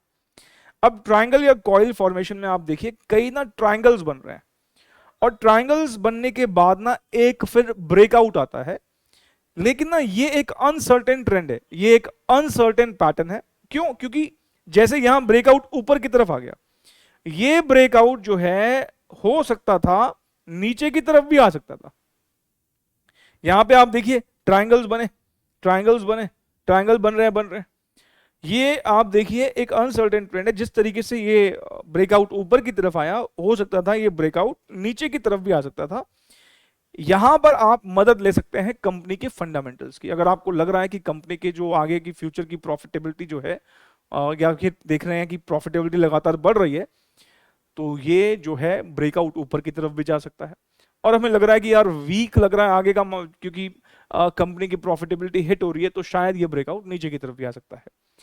लेकिन इनसे ज्यादा इंपॉर्टेंट जो है double top, double bottom, head and shoulder और इनवर्स हेड एंड शोल्डर, ये पैटर्न्स है। हेड एंड शोल्डर में क्या ध्यान रखना है कि दो शोल्डर बनते हैं और एक हेड बनता है। ऑफ कोर्स जैसे इंसान में दो शोल्डर और एक हेड होता है वो बनता है, और एक नेक लाइन बनती है। नेक लाइन को अगर वो क्रॉस कर जाता है हेड एंड शोल्डर में नीचे की तरफ, तो ब्रेकआउट बेयरिश हो जाता है। और अगर नेक लाइन को क्रॉस करता है inverse head and shoulder pattern में, तो ब्रेकआउट जो है वो बुलिश नेचर का होता है। तो ये सब बातें हमने डिस्कस करी। क्वेश्चन नंबर 82 जून 2022 का क्वेश्चन, आइए जरा इसको रीड करते हैं। कहता है बताइए इसमें से कौन सी स्टेटमेंट करेक्ट है। पहली स्टेटमेंट में कहता है कि line chart is a basic type of chart. कह तो ठीक ही रहा, लाइन चार्ट एक बेसिक टाइप ऑफ चार्ट ही होता है। It is generally created by connecting a series of past prices together with a line. ये भी बात बिल्कुल ठीक है, हम पास्ट प्राइसेस जो होते हैं उनको एक लाइन के थ्रू कनेक्ट करके लाइन चार्ट बना देते हैं। और लाइन चार्ट जो हम कनेक्ट करते हैं, जो डॉट्स कनेक्ट करते हैं, उसमें प्राइसेस कौन से वाले होते हैं? क्लोजिंग प्राइसेस होते हैं। यही सेकंड पॉइंट में बोला है कि line chart represent only the closing prices. बिल्कुल ठीक बात है, क्योंकि लाइन चार्ट का एक प्रॉब्लम था कि वो दिन का हाई लो नहीं बताता था, ओपनिंग नहीं बताता, सिर्फ क्लोजिंग क्लोजिंग ही बताता था। सी में कहता है line is formed by connecting the closing prices for each period over the time frame and intra period highs and lows are ignored. मतलब जो दिन के हाई लो हैं वो वहां पे नहीं पता लगते, वो इग्नोर हो जाते हैं। तीनों ही स्टेटमेंट लाइन चार्ट के रेफरेंस में ठीक है। इसका मतलब इसका करेक्ट आंसर क्या हो जाएगा? D, all of the above. Question number 83 में पूछा है कि double top formation, double bottom formation. मैंने दो आपको बताए पैटर्न्स, डबल टॉप ऊपर की तरफ टॉप बनते हैं, ब्रेकआउट आएगा तो नीचे आएगा, बियरिश डेवलपमेंट होती है। डबल बॉटम नीचे की तरफ दो डबल बॉटम बने, और डबल बॉटम अगर बनता है तो that represent a bullish trend, share ऊपर जाने की वहां पर पॉसिबिलिटी है, तो वहां हम कहते हैं बुलिश डेवलपमेंट है। तो इसका सही आंसर क्या हो जाएगा? ए, दिसंबर 2021 में आया। डबल बॉटम पे क्वेश्चन आया तो हो सकता है अगली बार डबल टॉप फॉर्मेशन पर आ जाए। देखिए अभी तक हमने इस टॉपिक को जितना कवर किया है, तो आपने इस बात को जरूर नोटिस किया होगा कि मैं शायद 90% से ज्यादा एमसीक्यूज इस टॉपिक के करवा चुका हूं। मोर देन 90% हमने एग्जाम एमसीक्यूज कवर कर लिए हैं इस टॉपिक के।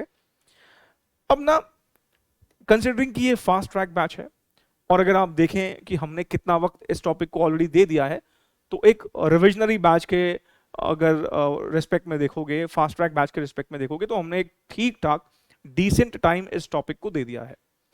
लेकिन ना मैं आपके साथ शुरुआत से ही फेयर रहा हूं। मैंने इस टॉपिक में कुछ थियरी कॉन्सेप्ट्स आपके साथ डिस्कस नहीं किए हैं। मैं कुछ भी छुपाना नहीं चाह रहा हूं, कहीं आप किसी भ्रम में रहें। जैसे मैंने कैपिटल बजटिंग में आपके साथ रिस्क एनालिसिस डिस्कस नहीं किया, मैंने बता दिया कि रिस्क एनालिसिस नहीं डिस्कस हुआ है, ताकि आपको ये बात पता हो कि ये करके जाना है।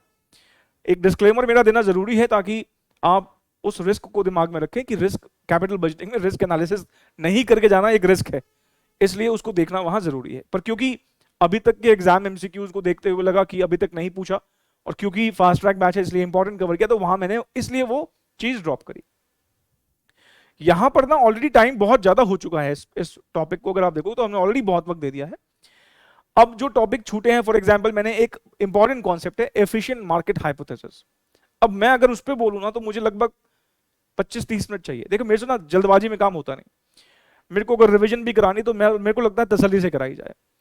तो एक एफिशिएंट मार्केट हाइपोथेसिस जिसको मैं अगर बोलना शुरू करूंगा तो फिर उसमें और ज्यादा वक्त लगेगा, और ये फास्ट ट्रैक बैच का जो टाइम है वो और स्ट्रेच हो जाएगा। तो वो मैं एक आपके लिए छोड़ रहा हूं, एफिशिएंट मार्केट हाइपोथेसिस। ऐसे ही एक कॉन्सेप्ट है assumptions of capital asset pricing model, CAPM तो हमने डिस्कस किया, उसकी कुछ assumptions हैं जिस पर थियोरेटिकल एमसीक्यू आ जाता है, तो वो assumptions आपको देख के जानी है। एक रैंडम वॉक थियरी है, इजी सी है, पढ़ेंगे आपको समझ में आ जाएगा, वो आपको एक देख के जानी है। उसके अलावा टेक्निकल एनालिसिस के दो मेजर टूल्स होते हैं। एक तो चार्ट्स जो हमने डिस्कस किए, चार्ट डिस्कस किए, line chart, bar chart, point and figure chart और कैंडलस्टिक चार्ट, ये चार्ट डिस्कस किए। और चार्ट्स ही बताते हैं patterns, head and shoulder, inverse head and shoulder, ऐसे ही double top formation, double bottom formation. मतलब ये जो डिस्कशन सारा हमने किया वो चार्ट्स का था। चार्ट्स चार तरह के, और चार्ट्स में ही दिखते हैं पैटर्न जिसकी मदद से हम डिसीजन लेते हैं टेक्निकल एनालिसिस। ये चार्ट्स जो है ना, ये एक मेजर टूल है टेक्निकल एनालिसिस का। एक दूसरा टूल भी होता है जिसको हम बोलते हैं इंडिकेटर्स। वैसे तो इंडिकेटर कई होते हैं, लेकिन हमारे इंस्टीट्यूट ने शायद कुछ 3 इंडिकेटर दिए हैं, वो आप एक बार रीड करके जाइएगा।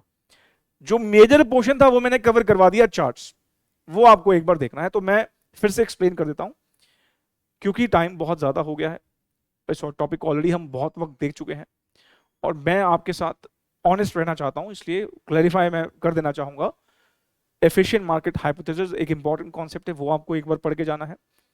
और उसके अलावा assumptions of capital asset pricing model, random walk theory, और ये जो इंडिकेटर्स हैं, और कुछ एक आध मिसलेनियस कॉन्सेप्ट्स और होंगे जो मैं अभी शायद नहीं बोल पा रहा हूँ, स्टडी मैट में होंगे, क्योंकि इंपॉर्टेंट नहीं होंगे इसलिए मैंने वो डिस्कस नहीं किए।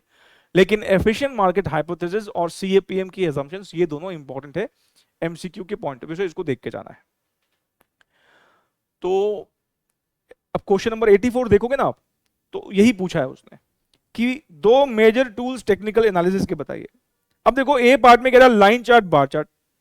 अरे तो चार्ट्स के ही दो फॉर्म्स हैं, candlestick chart, point figure chart, ये भी दोनों चार्ट्स ही हैं। दो मेजर टूल्स कौन से होते हैं? चार्ट्स जो हमने डिस्कस कर लिए, इंडिकेटर जो आपको एक बार जरूर देखने हैं। जिसने मुझसे क्लासेस अगर ले रखी है रेगुलर, तो हमने क्लास में शायद ये सब डिस्कस कर रखा है। एफिशिएंट मार्केट हाइपोथेसिस डिस्कस किया है मैंने, इंडिकेटर्स के बारे में भी वहां पर पूरा एक्सप्लेन किया है, और assumptions ऑफ सीएपीएम भी हमने डिस्कस किया है। यहां पर टाइम की वजह से मैं डिस्कस नहीं कर पा रहा हूं, तो इसका सही ऑप्शन क्या होगा? डी, चार्ट्स, इंडिकेटर्स, दो मेजर टूल्स ये होते हैं। ठीक है, तो आई होप कि इस टॉपिक से अगर आपको डर लगता रहा होगा तो शायद वो डर कम हुआ होगा अगर आपने पूरा देखा है इस टॉपिक को। और मैं चाहता था कि इसको मैं अभी पूरा ही कंप्लीट करवा देता, पर बहुत कम ही छूटा है। जो छूटा है वो आप अगर रीड करेंगे तो वो आ जाना चाहिए समझ में। मैंने जितना भी हैवी पोर्शन है ना वो सारा करवा दिया आपको, जितना भी हैवी वेट पोर्शन है, जितना भी इंपॉर्टेंट मैक्सिमम पोर्शन है, वो सारा ऑलमोस्ट कवर करवा दिया है। तो मेरी बेस्ट विशेस आपके साथ है। आई होप कि आप अच्छा परफॉर्म करें अपने एग्जाम में। Thank you so very much, take care.